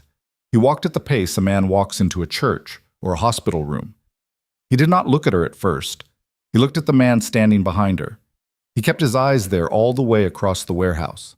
"Mr. Bregman," he said when he was 15 feet away, "thank you for being careful with her." "Mr. DeLuca." "May I?" He tipped his head slightly toward her chair. The kind-voiced man, Bregman, considered him for a second, then nodded once. Adrian walked the last 15 feet. He came around the chair. He crouched so his eyes were level with hers, and he did not touch her. He took in her face. He took in her coat, buttoned wrong, she realized now. He took in her hands. "Lena." "I'm okay." "Are you?" "Yes." "Say something only you would say." She almost laughed. The hysteria was right there, waiting. She pushed it back. "You paid my doorman $40 last Tuesday to tell you whether I ate the rice thing." His eyes closed, very briefly. When they opened, they were wet. "It was 50. He's a crook." "Adrian?" "Yes." "Please do whatever you need to do, and then please take me home." "Okay." He stood up. He turned. He faced Bregman. The warehouse went very still. "I'd like to speak to whoever's in charge," Adrian said. "That's not going to happen today, Mr. DeLuca." "Understood. Then I'd like you to carry a message. Are you ready to carry a message?" "I am. Tell him that I brought what I said I would bring." He gestured without looking, and Rienzi stepped forward and held out the manila envelope. Bregman took it. He didn't open it. He weighed it in his hand for a second and then tucked it under his arm, and Adrian went on as if the transaction had not interrupted him. "Tell him the other 2 things he asked for will be at the address we discussed at 4 p.m. today. Tell him that I kept my word on all 3 items, and that I expect him to keep his word on the 1 item we agreed on. Her, unharmed, tonight." "Agreed." "And Mr. Bregman?" "Yes. Tell him one more thing, not from DeLuca, from me, personally. Tell him that I am a very patient man and that I have demonstrated that patience today in this warehouse, in a way that he and I are both going to remember for the rest of our lives. Tell him that I am willing to do this once. Tell him that if a man on a scooter, or a man in a car, or a man on a corner, or anyone he has ever met in his life or ever will meet, lays a hand on her again, or on her friend, or on her assistant, or on the doorman of her building, or on the man who sells her coffee, I will not be patient a second time. Tell him I will not send Mr. Rienzi. I will not send a lawyer. I will not send an envelope. Tell him I will come personally, and I will bring every resource my family has spent 60 years building in this country, and I will not stop until there is nothing left of him to find. Do you understand the message, Mr. Bregman? I do. Repeat the last part. You will come personally. You will not stop. Good. Adrian did not raise his voice at any point. He did not step forward. His hands were still loose at his sides. But Bregman, a man who she would learn later had been doing this kind of work for 22 years and had a reputation in certain circles for finding almost nothing in the world frightening, Bregman shifted his weight very slightly onto his back foot. It was the smallest movement Lena had ever seen a grown man make. She watched it. She understood in that moment something about Adrian DeLuca that she had, in 7 years of loving him, half known and never named. He had been a certain kind of man once, before he decided to stop being it. He had not forgotten how. We're leaving now, Mr. Bregman, Adrian said, gentler. We're leaving with her. Is that going to be a problem? No. Thank you. He turned. He held his hand out to Lena. She took it. She stood. Her knees were not, as it turned out, as strong as she had thought they were, and she swayed for a second, and he caught her around the waist, and he did not look at Bregman again. They walked her out of the warehouse together. Rienzi first, Adrian's arm around her shoulders, the man with the axe face behind them, the other two bringing up the rear. And no one in the warehouse moved until they were at the door. Lena did not look back. Adrian did not let her look back. Outside, the light was still the wrong color. Late afternoon, a gray flat color that was neither day nor evening. And there were 3 black cars along the fence, and Rienzi opened the door of the middle one, and Adrian put her in the back seat and got in beside her and shut the door, and the car started moving before the door had finished closing. She did not cry. She did not speak. She sat with her hands in her lap, and she looked straight ahead at the headrest of the driver's seat, and she counted 4 in, 4 hold, 4 out. Adrian did not touch her. He kept his hands in his own lap. He watched her out of the corner of his eye, and he waited. They were on the bridge going back into the city before she spoke. Adrian. Yes. What was in the envelope? He didn't answer right away. Names, he said finally, of men who did business with Kowalski over the last 3 years. Some of them are men Kowalski would prefer. The government didn't know he had ever met. It is leverage, Lena. Nothing more. Nobody got hurt. Nobody was going to get hurt.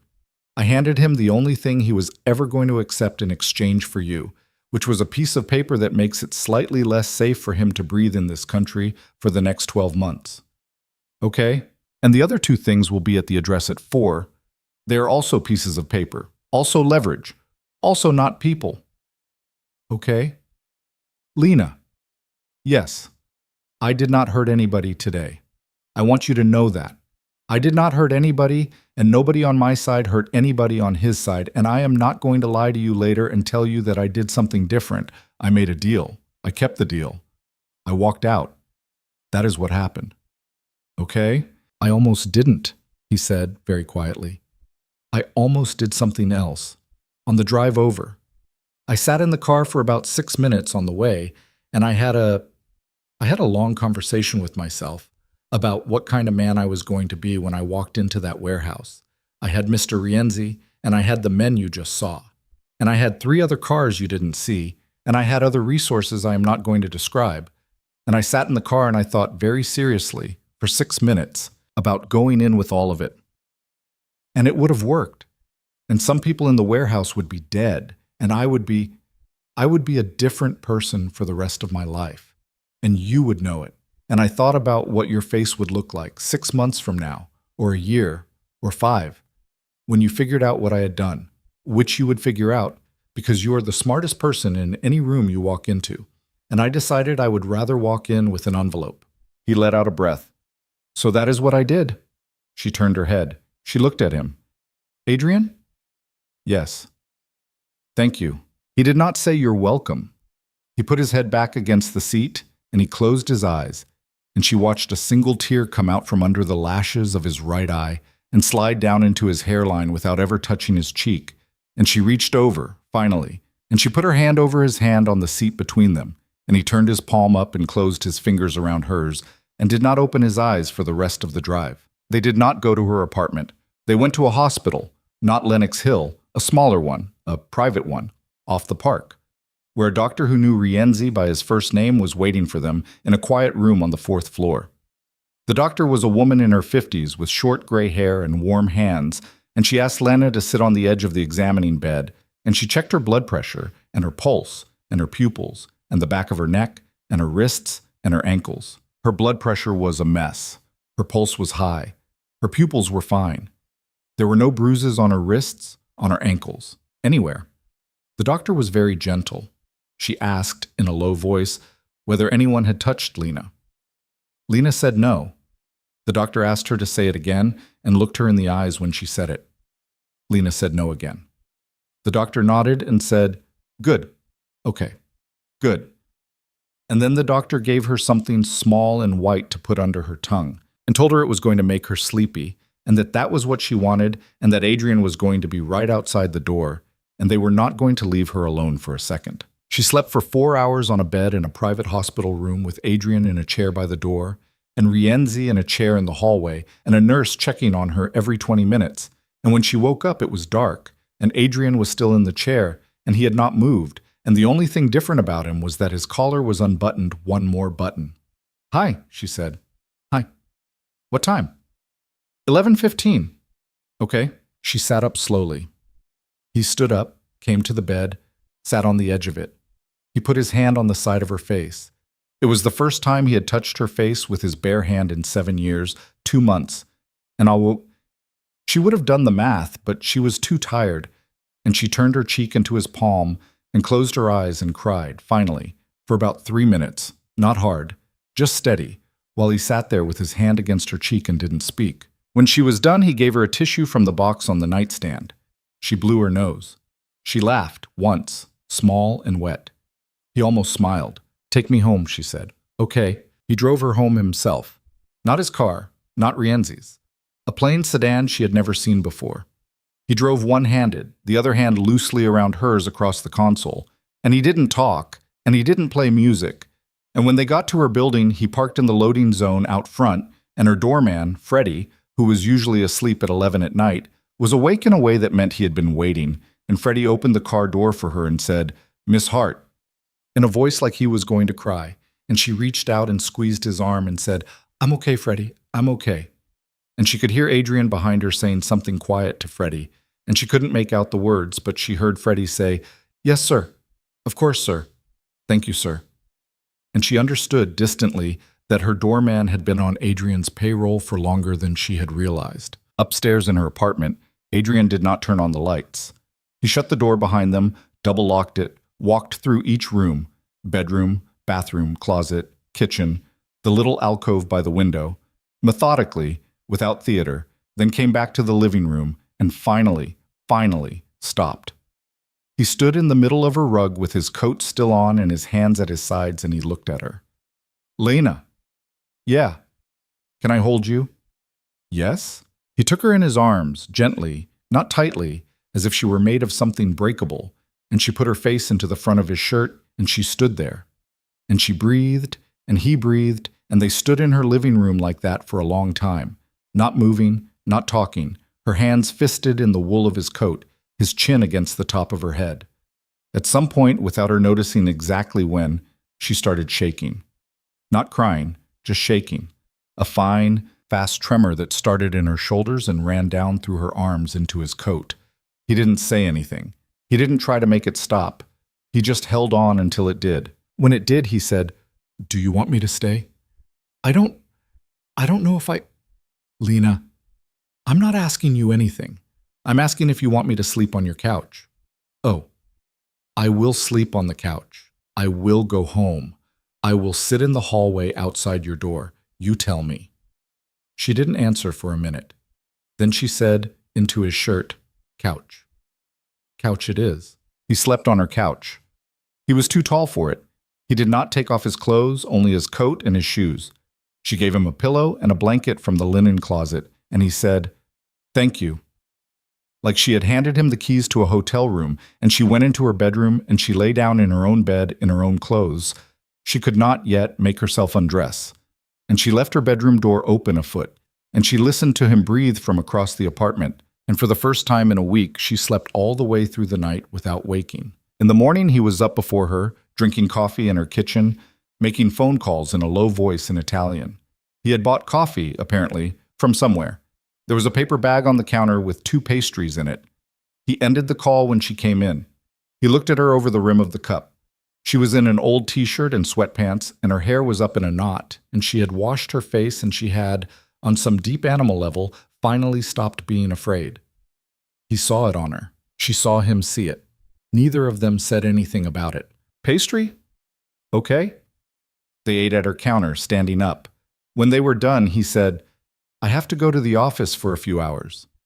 I want you to not come in today. I want you to not come in tomorrow. I want you to not come in for the rest of the week. I want you to rest. I want you to read a book or watch a movie or sleep. Mr. Rienzi will be in the lobby. Mrs. Alvarez from down the hall. Mrs. Alvarez has agreed to check on you at noon and at 4. She has my number. Your friend Priya is going to come by at 6 with dinner. If you do not want any of these people to come, you tell them so and they won't. I'm going to come by tonight around 9. If at 9 you tell me you want to be alone, I will go home and you will not see me again until you ask to see me. Is any of this unreasonable? No. Good. Adrian? Yes. You're bossy. He almost laughed. I know. I don't hate it. I know that too. He kissed her forehead, the first kiss of any kind, and it was as chaste as a priest's blessing, and it landed like a nail. And he left. That week was strange. It was in some ways the strangest week of her life, because on the outside nothing much happened. She slept. She ate. She sat by her window and watched the park turn one more shade toward winter. Priya came by every evening, and on the second night Priya cried quietly in Lena's kitchen for about 90 seconds, and then wiped her face and said, I am never doing that again. So we don't have to talk about it. Do you want pad thai? And they ate pad thai on Lena's couch and watched a movie neither of them paid attention to and did not talk about the warehouse once. Mrs. Alvarez, who had lived down the hall for 11 years and whose name Lena had vaguely known and whose face Lena would not have picked out of a lineup a month before, turned out to be a 74-year-old widow with a strong opinion about eggs, and she checked on Lena twice a day that whole week and brought her, on Wednesday, a Tupperware of something she called picadillo, which was the single best thing Lena had eaten in a year. Mr. Rienzi was downstairs, always. Freddie, downstairs, always. The city did what the city did. Nobody touched her. Nobody watched her. Nothing bad happened. Adrian came over every night at 9. He did not stay over again after that first night. He came at 9 and left at 11. He sat on her couch. Sometimes they talked. Sometimes they didn't. On Tuesday, he brought a box of photographs from a box his mother had left him, and he sat on the rug with his back against the couch. And he went through them one at a time and told her who everybody was. And some of the stories were funny and some of them were sad. And one of them was about a summer his mother had spent in a small town on the coast of a country he described, when pressed, as not Italy exactly, a place next to Italy. And his face was younger while he talked about it than she had ever seen it, and she thought for the first time about the word home. Not hers. His. He had one. It was somewhere. She was going to see it eventually. He was going to take her there. On Wednesday, he brought Chinese food and ate half of it and did not talk much. And when she asked him what was wrong, he said, I spoke to my cousin today. And she put her chopsticks down. Camille. Yes? Where is she? She is at a house my family owns in the hills above a town I am not going to tell you the name of. She is not a prisoner. She is not free to leave. She spoke to me for 20 minutes today on a phone call that was recorded. She said, among other things, that she had not understood what Mr. Kowalski was planning to do. She said she had told him she would help him make contact with certain people in my organization and that she had accepted money from him. A lot of money. Lena. In exchange for information about my schedule and my contacts, and that she had believed when she did it that the worst thing that was going to happen was that Mr. Kowalski would use the information to embarrass my father at a negotiation next spring. She said she did not know. Did not she says, no, that he was going to touch you. That when she heard that you had been taken, she called her mother, and her mother called my mother's brother, and an hour later she was on a plane. Meet. Do you believe her? He took a long time to answer. I believe, he said carefully, that she did not know, because I believe that she is not at heart, the kind of woman who would knowingly approve of what he did to you. I do not believe that that makes her less responsible for what he did to you. If she had not accepted his money a year and a half ago, he would not have been in a position to take you. Her ignorance of his plans does not give her back that year and a half. So what happens? She stays where she is until the family decides. She will not return to the United States. She will not, in my lifetime, set foot in the building she walked out of the week before last. Her husband, you don't know her husband, is flying out tomorrow to decide whether he goes with her or divorces her. Her son is 19 and is at school in London and is going to be told, by me, in person, next month. That is what happens. It is not what I would do if it were someone who was not family. If it were not family, Lena, I would... He stopped. He looked at his plate. I would do something different. I want you to know that I considered it. And I want you to know that I'm not going to do it. Because she is family. And because if I did, my mother would be ashamed of me. And I have been spending 11 years trying to not be ashamed of, and not do things that would be ashamed of, my mother. Okay? Lena. Yes. Are you angry? I don't know. Okay? Ask me again in a month. I will. On Friday he came at 9 and he sat on the couch and he looked at her for a long time without speaking, and she could tell he had something to say. She let him sit with it. Finally he said, I want to take you somewhere. Where? Home. My home. The other one. Where my mother's family is from. Adrian? Not now. In 2 weeks. 3 weeks. Whenever you feel strong enough. I want to take you there, and I want to show you the house, and I want to introduce you to 2 old women who raised me every summer from the time I was 4 until the time I was 17. I want you to see where my mother is buried, not the cemetery in Queens. That is my uncle. My mother is in a church in the hills. I want to take you there, and I want to tell you some things about my family that I think you should know before we go any further, and I would rather tell you them there than here. There are reasons for that. Some of them are practical. Some of them are sentimental. All of them are real. Okay? Yes? Yes, of course. Yes, when you say. Okay. He nodded. He looked down at his hands.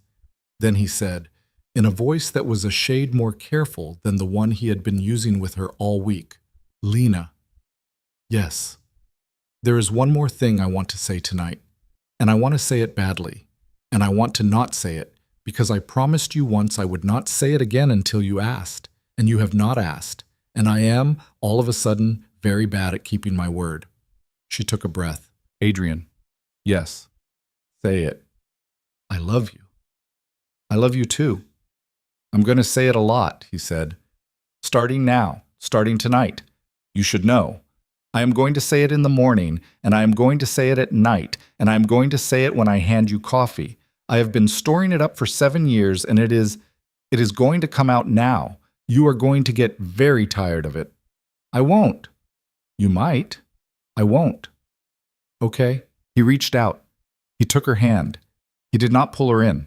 He just held her hand, palm to palm, fingers laced, on the couch between them, and they sat like that for a long time without talking.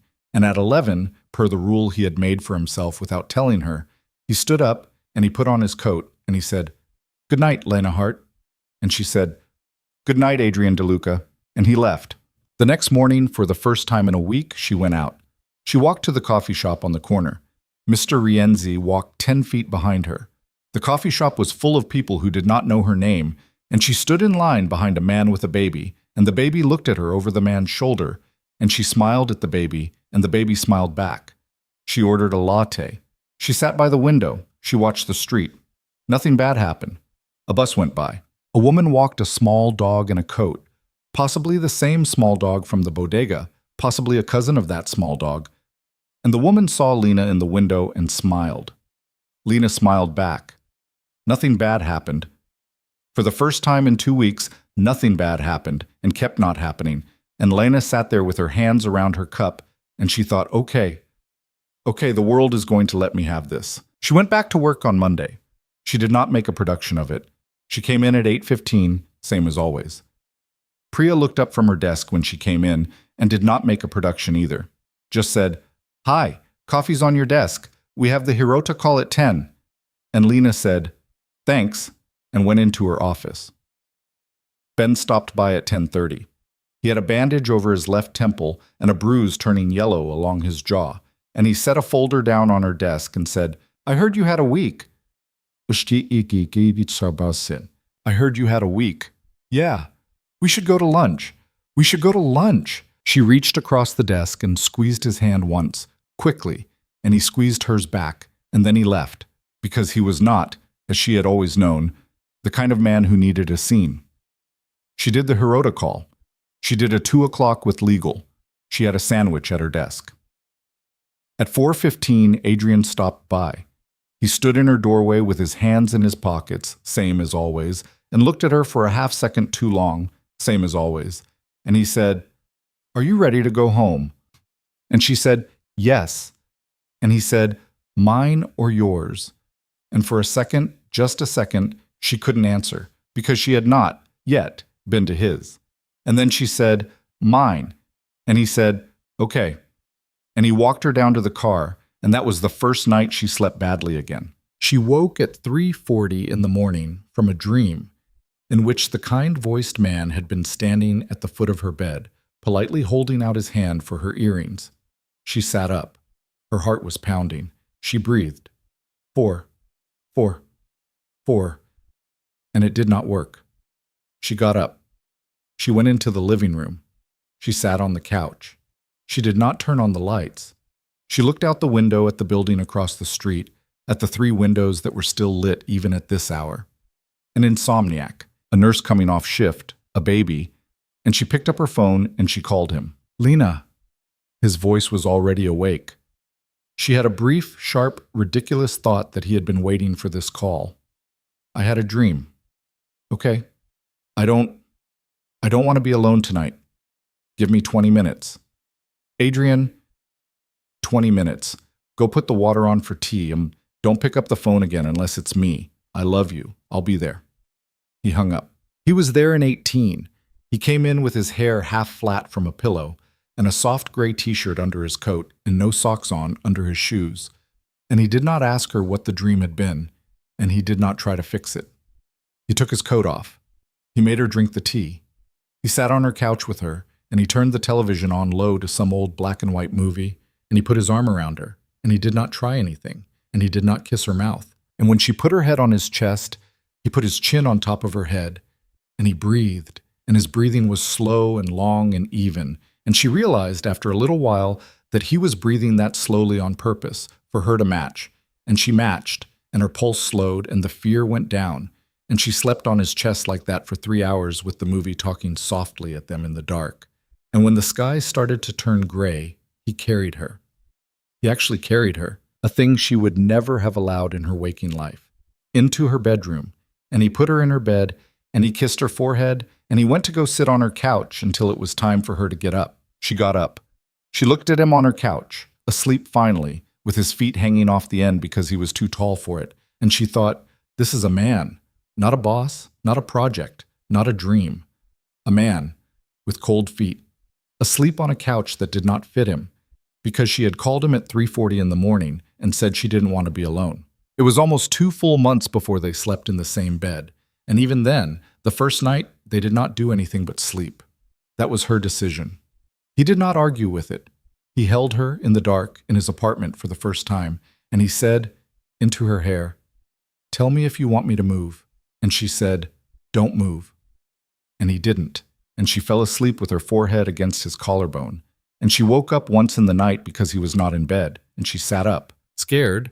She had not realized how scared until right that second, and she heard him in the kitchen, quietly, and saw the light under the door, and a minute later he came back with a glass of water for himself, and no explanation, and he got back in bed, and he said, "I'm here," and she said, "I know," and she put her head back down, and she slept for 5 more hours. He did not ask anything of her. He did not push. He never, ever pushed. And somewhere in there, in the slow days and the long nights and the mornings of coffee in his kitchen or hers, in the trip he had promised her, the one to the hills, the one to the church where his mother was buried, that they had not yet taken, in the meetings at the office, where he now sometimes put his hand at the small of her back as he walked her out of a conference room, and nobody, not Priya, not Ben, not Hirota, on a screen from Tokyo, said a word about it. In all of that, Lena Hart started, without noticing at first, to stop being afraid of her own life. Not all at once. Never all at once. That was not how it worked for a woman like her. It worked in small, slow, stubborn ways. One morning, she caught her own eye in the bathroom mirror and saw that her mouth was doing a thing she had not seen it do in, possibly ever, which was the small, private smile of a woman who was thinking about somebody. One Friday night at his apartment, she laughed at something he said, and the laugh came out of her before she had a chance to check it, and she thought, oh, that was a real one. I haven't heard one of those in a while. One Sunday, she walked into the kitchen in one of his t-shirts and no pants, and her hair a disaster, and did not cover herself with her arms, and did not turn around and put on something else. And she reached past him for the coffee, and he said, "Good morning." And she said, "Good morning." And that was all. And she thought, oh, I am a person. I am a person standing in a kitchen. One Tuesday, he said something she didn't agree with about a hiring decision, and she said, no. And he said, what? And she said, no, you're wrong, and I'm going to tell you why. And she did, and she was right, and he listened, and he changed his mind, and when it was done, he said, I love you. Like a man making a small, grateful note in a book. And somewhere in there, she stopped counting. The 7 years, the 2 months, the 11 days. She had been counting them on the morning of the elevator, without knowing it, and she had kept counting them, secretly, every morning of her life since, and somewhere in there, without planning to, she stopped. She would realize it later, much later, standing at a window in a house on a hill in a country she had not yet been to, with the wind off a sea she had not yet swum in coming through an open shutter, and she would try, for a second, to remember the current count, and she would not be able to, and she would understand in that second that she had not needed it anymore for a while, that the counting had been the wall, and the wall had quietly come down. For now, she only knew that it was a Tuesday night, and she was lying on her back in his bed with her head on his arm, and the city outside was doing its ordinary ongoing work. And Mr. Rienzi had gone back into retirement last week with a handshake and a bottle of something expensive and old, and Freddie was downstairs at her building reading the paper, still on the DeLuca payroll, apparently forever. And Priya was probably, given the hour, yelling at a boyfriend somewhere in Brooklyn, and Ben was asleep in New Jersey, and Camille was in a house she would not leave for a long time, and Victor Kowalski was, according to the quiet smile Rienzi had given her last week, indisposed, in a way that was neither her business nor her problem. For now she only knew that Adrian was awake, because she could feel the breath under her ear going slow and long and even, and that the slowness was, again, on purpose, but now not because she was scared, just because he liked her to match. Adrian. Yes. When are you going to take me home? He turned his head on the pillow and looked at her. Spring, he said. End of April. Okay? Okay? Yes. You're sure? I'm sure. He was quiet for a moment. Then he said, Lena. Yes. Thank you for still being here. She turned on his arm, so she was facing him. She put her hand flat on his chest, over his heart, the way he had put his hand against the back of her skull in the car that day, the way he had put his palm against her cheek in the hospital room, the way she had, it turned out, been waiting her whole life to put her hand on a person. Thank you for coming, she said. I'll always come. I know. Good. He kissed the top of her head. She closed her eyes. In the morning they would get up and go to work and do the things two people who loved each other did in the ordinary, unremarkable daylight of the rest of their lives. For tonight, for this one quiet Tuesday, in a dark room above a bright city, on the long, unexpected, painfully beautiful road of two people who had decided, finally, to stop running from each other. There was nothing left to do but breathe. She breathed. He breathed. They slept. Spring came late that year. March stayed cold all the way through, and the first week of April dumped a wet snow on the city that turned the awnings of every bodega into sagging canvas tents, and made Freddie, downstairs, mutter in Spanish at the sky for 3 straight days. Lena watched it from her office window on the 42nd floor, from Adrian's kitchen at 6 in the morning with her hands around a mug, from the back of his car at night, on the drive home, sometimes her home, sometimes his, Sometimes they still hadn't worked out which was which, and neither of them seemed in a hurry to decide. She was a different woman now, in small ways, though she could not have pointed to the moment the change had finished, only to certain evidence. She wore her hair down on Fridays. She kept a toothbrush in his bathroom. She had stopped flinching, finally, when her desk phone rang. The last week of April, he put a ticket in her hand. She was standing at the kitchen counter eating a peach. He came up behind her, kissed the top of her shoulder, set a small folder down on the counter next to the peach. Adrian, pack light. When? Day after tomorrow. Adrian, I know. That's not enough time to... Lena. What? Pack light. She looked at him. He looked at her. His face had that thing in it again, the small, stubborn tenderness she had stopped trying to talk him out of, and she thought, okay, we're doing this. She put the peach down. She picked up the folder. Where? Home. Your home. Our home. If it ever becomes that. For now, mine. She looked at the ticket. She could not at first parse the name of the city on it. The letters were in a language she did not speak. She looked up at him. He smiled. The full smile. The one he had stopped rationing around her somewhere in February. And he said, 2 flights, 1 long, 1 short. A car on the other end. 8 days. You have nothing to do. That is the rule of this trip. You have nothing to do. You have nowhere to be. If you want to sit on a wall and look at a fig tree for 6 hours, I will sit with you. That is the trip. Boas Stetson. Adrian. Yes. Will I meet them? Yes. The old women. Yes. Are they going to like me? He took the peach off the counter. He took a bite of it himself thoughtfully. He handed it back to her. They are going to like you, he said, because I love you and because you are likable. And because the older one, Nonna Pia, has been telling me since I was 11 years old that she would not die in peace until I brought a woman to her kitchen who was not embarrassed by her knives. She has, he paused, she has very loud knives. Okay, you'll see. She packed light. She did not in fact own clothes for the place he was taking her. The ticket, once she had shown it to Priya, had turned out to be for a city on a coast neither of them had heard of. In a country that did not, Priya pointed out, look big enough on the map to hold Adrian DeLuca's entire interior life. Lena did not buy anything new. She took 2 skirts and 3 blouses and a pair of jeans she had not worn in 6 years, and 1 dress, the navy one, the one she had worn to the restaurant with bad lighting, and she did not take any of her good shoes. She took the silver ring her grandmother had given her. She took her passport, which had 3 stamps in it, all of them from a girlhood she did not tell many people about. She took her phone. She did not take her laptop. For the first time since she was 24 years old, she left the building on the 42nd floor for 8 consecutive days and did not take work with her. And when she told Priya this, Priya laughed, a hard, surprised bark of a laugh, and then got quiet, and then said, Good. About time. Don't come back until you've eaten a lot of bread. The flight was long, the way long flights are long. The bad sleep, the bad light, the coffee in a plastic cup at 4 a.m. European time, while the plane rumbled through some piece of the sky above a country she couldn't name. Adrian slept with his head against the window and his hand loose on her wrist, and she watched him sleep and thought, this is a thing I am allowed to do now, and she did not quite get used to the thought. The second flight was shorter and on a smaller plane, and when they stepped out onto the tarmac of a small white airport on the edge of a coast, the air hit her across the face, warm and green and salted and old, and she stopped on the top step of the air stair for a second because her body had not expected it.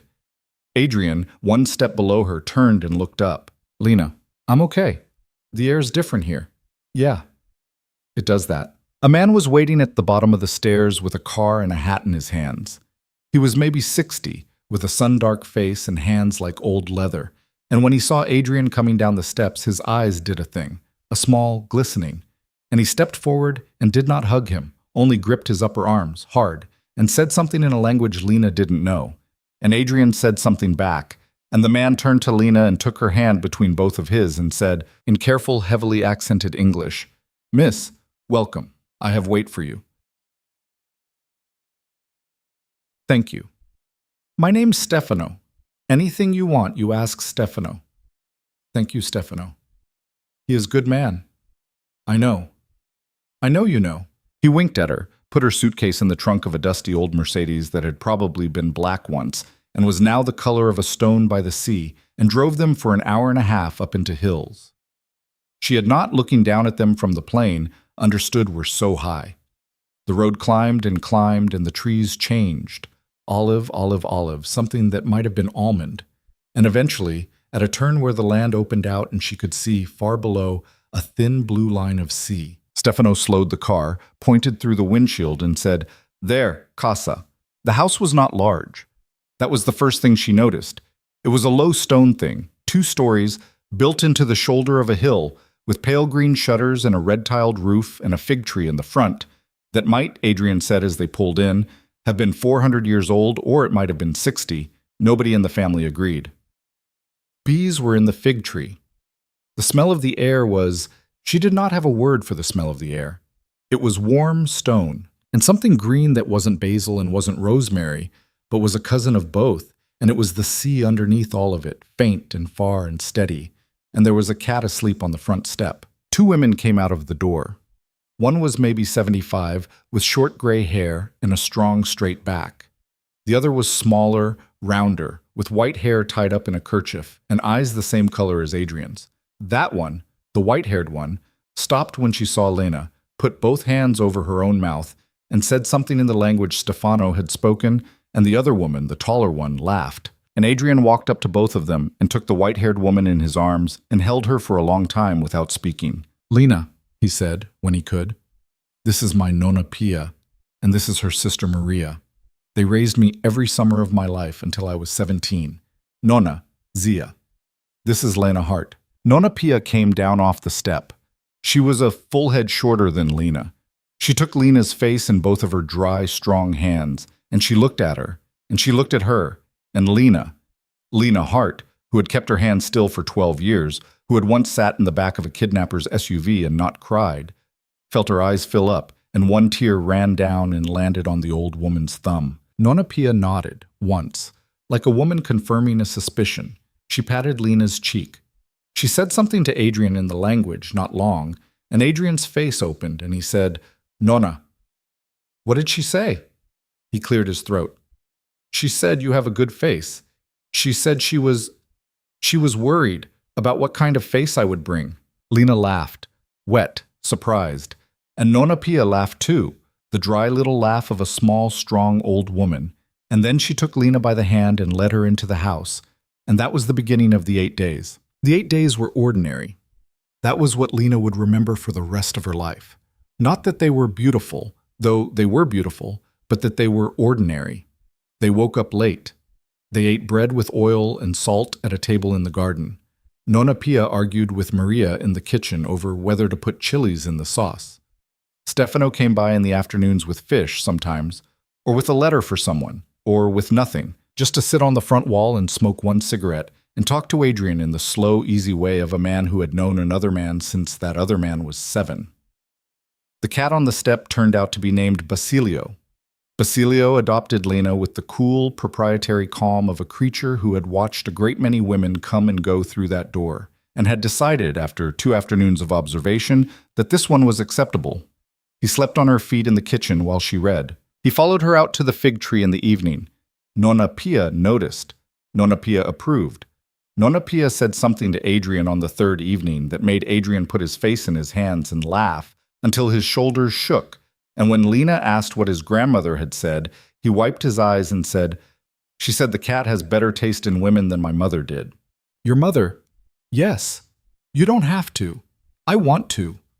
He took her on the 4th day to the church in the hills. It was not a big church.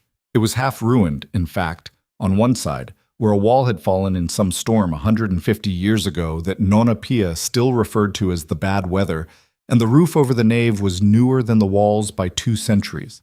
Inside it was cool and smelled like stone and wax and old wood. There was a small chapel off to the right, and in the small chapel there was a stone in the floor with a name carved on it in careful letters, Adrian's mother's name, and under it her birth year, and under that the year she had died, which was not quite 20 years ago now. and Adrian knelt down and put his hand flat on the stone, and he stayed there without speaking for a long time. Lena stood at the door of the chapel. She did not go in. She understood, without being told, that he had not brought her here so she could watch. He had brought her here so she would know where it was, and that he had brought her, and that the stone existed. Those were three separate things, and they were all the point. When he stood up, finally, he came back to her. His face was calm, and his eyes were wet. He said, "I haven't been here in 2 years." "Okay. I used to come every year. The year my father had his first heart attack, I didn't come. I told myself it was because I was needed in New York. I wasn't. Not really. I was needed in New York, but not that week. I didn't come because I was angry at her for dying without telling me she was sick, and I was angry at myself for being angry at her, and I didn't want to kneel down on this stone and feel both of those things at the same time. So I didn't come. And the next year I didn't come either, because if you skip a year, the second year is easier to skip. And then I was 38, and it had been 2 years, and I thought, I am becoming the kind of man who does not come to his mother's grave. And I did not like that man.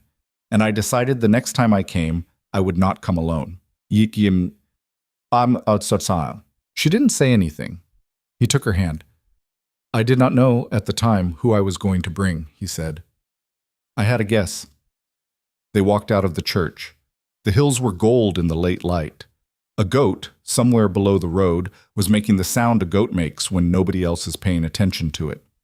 Stefano was asleep in the car with the window down. Adrian put her into the passenger seat. He did not let go of her hand until he had to. That night, after dinner, after the wine, after Maria had gone up the stone stairs to bed, and Nonna Pia had accepted Lena's help with the dishes, with the grave courtesy of a queen accepting a gift, Adrian took her out to the garden wall and sat down on it and pulled her between his knees so her back was against his chest, and he put his chin on top of her head, and they looked at the stars, which were brighter here than she had known stars could be. Lena, yes, I want to tell you some things. Okay? Some of them are about my family. Some of them are about what my family does. Some of them are things you will not find in any article, because we have paid a great deal of money over a great many years to make sure they are not in any article. And some of them are things you will find in articles if you know where to look, and you will not like the way the articles phrase them. I'm going to tell you all of them. I'm going to tell you them while you are sitting with your back against me, so that if you need to get up and walk away, you will not have to look at my face to do it. Do you understand? Gomos. Yes. Are you ready? Yes. He told her. He told her for almost an hour. He told her about his grandfather, who had come to the United States in 1951 with $12 and a name that was not the name he had been born with, and who had built, over the course of 40 years, a shipping business in 3 countries, and had, in the course of building it, made a great many decisions about a great many people, some of which were decisions Lena would not want to have made. He told her about his father, who was still alive, and who was the kind of man who did not call. He told her about his uncle, the one in the cemetery in Queens, and he told her finally the whole of the story about the parking lot, which was not quite the story he had told her in her office that day, because in the story he told her in her office that day, the word lawyers had been doing more work than the word should have to do, and in the real story there had been, he admitted quietly into the top of her hair, a year of his life during which he had seriously, in detail, with paper and pen, planned a thing he had, in the end, not done. He told her about the not doing. He told her how he had come to the decision and what it had cost him, and what he had spent the next 5 years of his life doing in order to become the man who had not done it. He told her about Kowalski, the whole of it, what Kowalski had been and what Kowalski was now, and what Rienzi's quiet smile had meant, that afternoon months ago, when he had used the word indisposed, which was not, it turned out, a euphemism for anything violent. Kowalski was in federal custody in another country on charges that had taken 3 years to build and had been handed to the appropriate authorities by Adrian's people in a very specific week for very specific reasons. Kowalski would not be out, Adrian said, in his lifetime. Kowalski would not, Adrian said, have been out in his lifetime even if Lena had not been put in a black SUV in front of a bodega on Lexington Avenue. The timing had been a matter of months. I need you to know that, he said, Because I need you to know that what we did the day I walked into that warehouse was not a substitute for something worse. It was the plan. It was the plan the whole time. I did not go soft on your behalf. I went with the plan. Okay? And Lena, yes. My cousin, yes. She is not going to come back. Ever. Her husband divorced her last month. Her son came to see me in New York 3 weeks ago. He is 19. He stayed for 2 hours. We talked. I told him some things I had not planned to tell him because he asked and because he deserved answers. He's not angry at me. He is angry at his mother. He will, I think, not be angry at her forever, but he has allowed his time. I wanted you to know, because you met him once, years ago, at a Christmas party, and he remembered your name, Adrian. Yes. Is there anything else? He was quiet for a long time.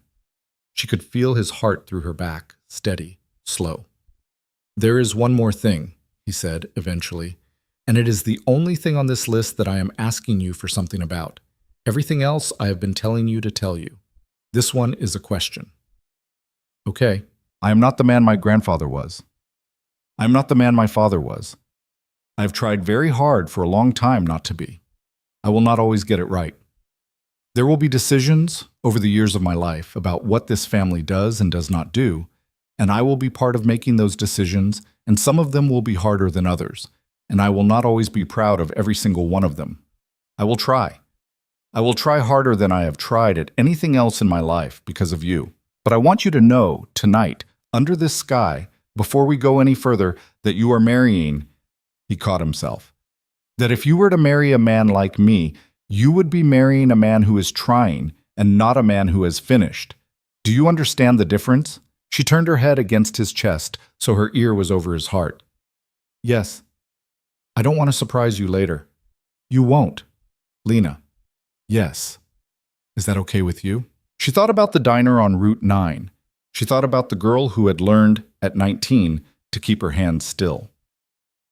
She thought about the reception desk on the 38th floor, and the wrong folder, and the right folder, and the small hard moment in the elevator 7 years later when a man she had loved without permission had finally turned his body toward her and asked her the question she had been waiting her whole life for someone to ask. She thought about Ben with the bandage, Priya crying in the kitchen, Mrs. Alvarez with the picadillo, Freddie, the doorman, Rienzi, Basilio the cat asleep on her feet under the kitchen table, the stone in the chapel floor, the man behind her breathing on purpose against her back, trying to match her. She thought, this is not a man without cost. This is not a love without cost. There is not, for anyone who has ever loved anyone, a love without cost. You pay. You pay for the good one, and you pay for the bad one, and you pay for the one that doesn't happen. The only question is what you get for the money. Yes, she said. It's okay with me. Are you sure? Adrian, I spent 7 years of my life trying very hard not to love you. I was bad at it. I was bad at it in the way people are bad at not breathing. I am not going to sit on a wall in the hills where your mother is buried and pretend I have not already done the math. He didn't speak. She kept going because her mouth was moving on its own now, the way it had moved in the elevator. I know you are not finished, she said. I know you are trying. I know there are edges. I know there are hours of your day I'm not going to ask you about. I know that when you tell me I handled it, sometimes I am not going to want a longer sentence. I know I am not marrying a priest. I know I am not marrying my grandfather. I am marrying, if I am marrying, a man who walked into a warehouse with an envelope instead of a gun, and who then sat in a chair by a hospital bed for 4 hours without moving, and who buys me soup, and who pays my doorman, and who lets me be the person who is wrong sometimes. That's the man. I see the man. I'm not confused. Lena. What? I didn't actually ask you yet. She laughed against his chest. I know. I was going to do it tomorrow. I had a whole thing. I had Nona Pia's ring. It belonged to my mother before it belonged to her. I was going to... There was a speech. Give it to me tomorrow. Okay. But I wanted you to know the answer tonight. Okay. He was quiet for a minute. Then he said very softly, Thank you. Adrian. Yes. Don't thank me for loving you. Okay. He didn't thank her for loving her again. But he did, in the morning, on the terrace above the sea with Nonna Pia watching from the kitchen window and pretending not to, kneel down on a tile that was older than his family's name in America. And he did ask her, formally, with the speech, which was shorter than he had planned because his voice kept doing a thing.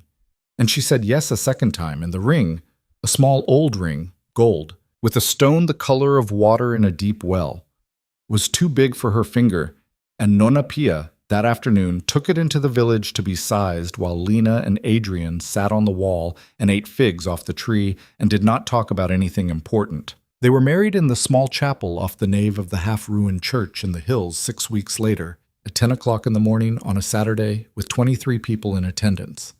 Stefano wore a tie, badly. Maria made Lena a bouquet out of rosemary and tiny white daisies that Lena would press between the pages of a book and still have, yellowed, 30 years later.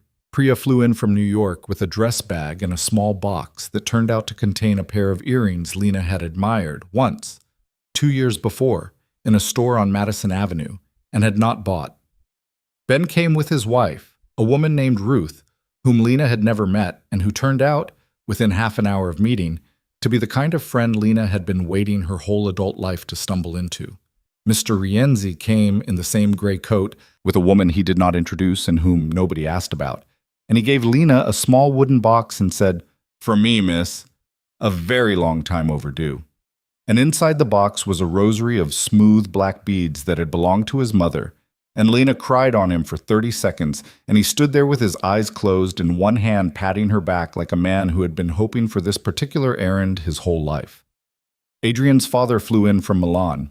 He did not speak much English. He took Lena's hands between his own hands. They were big and veined and old, and he looked at her for a long time with eyes that were Adrian's eyes in 30 years, and he said, in slow, careful, accented English, "My son is a better man than I am. This is you. Thank you." And then he walked away, fast so she would not see him cry. Nonna Pia stood next to Lena in the chapel and held her elbow the entire time because Adrian had said, in English to Lena the night before, "If she asks, can she walk you in? My mother is not here and my father he is here, but he is not. And she is the one who raised me, Lena. She is the one." And Lena had said, "Of course." And Nonna Pia had cried, in a language Lena did not speak, in Lena's arms for a long time. Adrian's brother Matteo flew in from Milan with his wife. His actual wife, Lena noted, and chose not to notice. And he hugged his brother in the churchyard before the ceremony for so long and so silently that Stefano, passing by with a tray, stopped and set the tray down on a wall and waited until they were done. They exchanged 2 plain gold bands. They said the words the priest gave them to say, and they said a few words of their own. Adrian said, looking at her in the soft light of the chapel, "I was 32 years old on a Thursday in March, and you got me the wrong folder, and I fell in love with you for the first time, and I have been falling in love with you, without interruption, on every single day of my life since. I will keep falling. I will never get to the bottom of it. I promise you that in front of these people, in this place, in front of everyone in my life I have ever loved, living or otherwise. And I promise you that for the rest of the time that I am alive to promise you anything."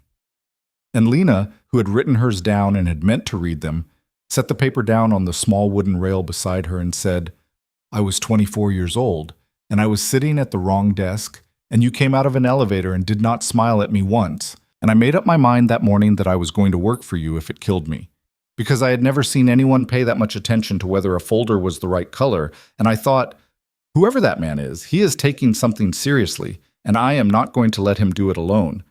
And Her voice broke, and she waited, and the priest waited, and the room waited, and she let it break, and she kept going. "And I am not going to let you do it alone. I am not going to let you do any of it alone, not the good parts, not the other parts. Not any of it. That is the part I promise. The not alone part. For the rest of it." They walked out of the chapel together into sunlight that was honest and warm. They ate on trestle tables under the fig tree. Nonna Pia's food, Maria's food, Stefano's fish, until the light went low and the candles came out, and Matteo produced a small accordion from somewhere and played something slow and embarrassing that made Adrian's father laugh for the first time anyone there could remember. And Priya and Ruth got drunk together in a corner and became, Lena would realize later, permanent fixtures in each other's lives. Basilio the cat sat under Lena's chair the whole night and did not once try for her plate, which Nonna Pia noticed and commented on darkly, in a tone that suggested the cat had risen permanently in her estimation. It got late.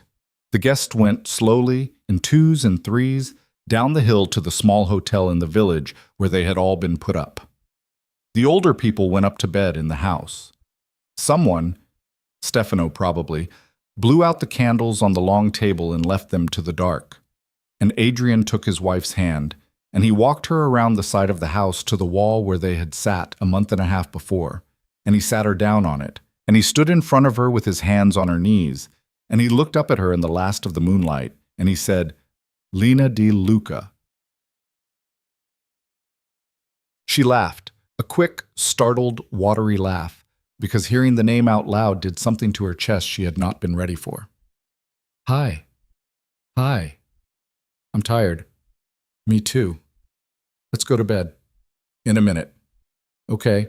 He stayed in front of her with his hands on her knees, and she looked down at him, and she thought, for a reason she could not have named in that particular second, in that particular place, about her hands.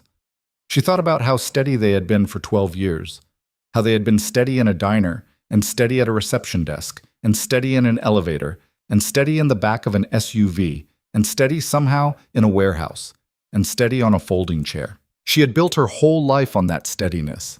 She had thought, for a long time, that that steadiness was what she was, that if she ever lost it, there would be nothing underneath. And then, at 31, a man she had loved without permission for 7 years had stopped an elevator between 2 floors of a black glass building and asked her one question, and she had answered, and her hands had not been steady. They had shaken. They had shaken for days. They had shaken in his kitchen and on his couch and in her own bed at 3:40 in the morning, and the world had not ended. The shaking had been the life. The steadiness had been the waiting room. She understood, sitting on a wall in the hills of a country she had now, at last, come to, understood it in the small and quiet way one understands the true things, which never arrive as thunder, that the whole long secret of her life had been a simple one, that a person was not made worthy by how still she could hold her hands. A person was made worthy by what she finally, one day, found that she could not hold anymore, that the real courage of a life was not in the knot breaking. The real courage was in letting go of the thing you had been holding and trusting that, when it hit the ground, it would be caught. Sometimes it was not caught. Sometimes you hit the ground with it. But you had to, eventually, find out. She had found out. She was sitting on a wall. A man she loved was holding on to her knees. The world was not ending. It was, in fact, beginning. Not in the cinematic way, not with trumpets, but in the real way, which was quiet and domestic, and smelled like rosemary and old stone, and was full of people whose names she now knew, and whose names, in turn, knew hers. She put her hands in his hair. It was soft. She had never, in 7 years, 2 months, and 11 days, plus a great many other days that she had stopped counting, put her hands in his hair. "Adrian." "Yes." "Take me to bed." "Yes." "And Adrian."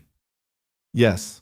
We're going back to New York in 8 days, and we are going to live the rest of our lives on a 42nd floor and a 44th floor, and in 2 apartments we haven't decided between yet.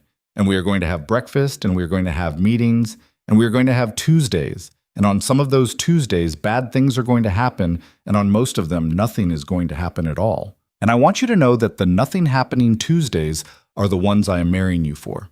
Not the elevator, not the warehouse, not the wall. The Tuesdays. Todo.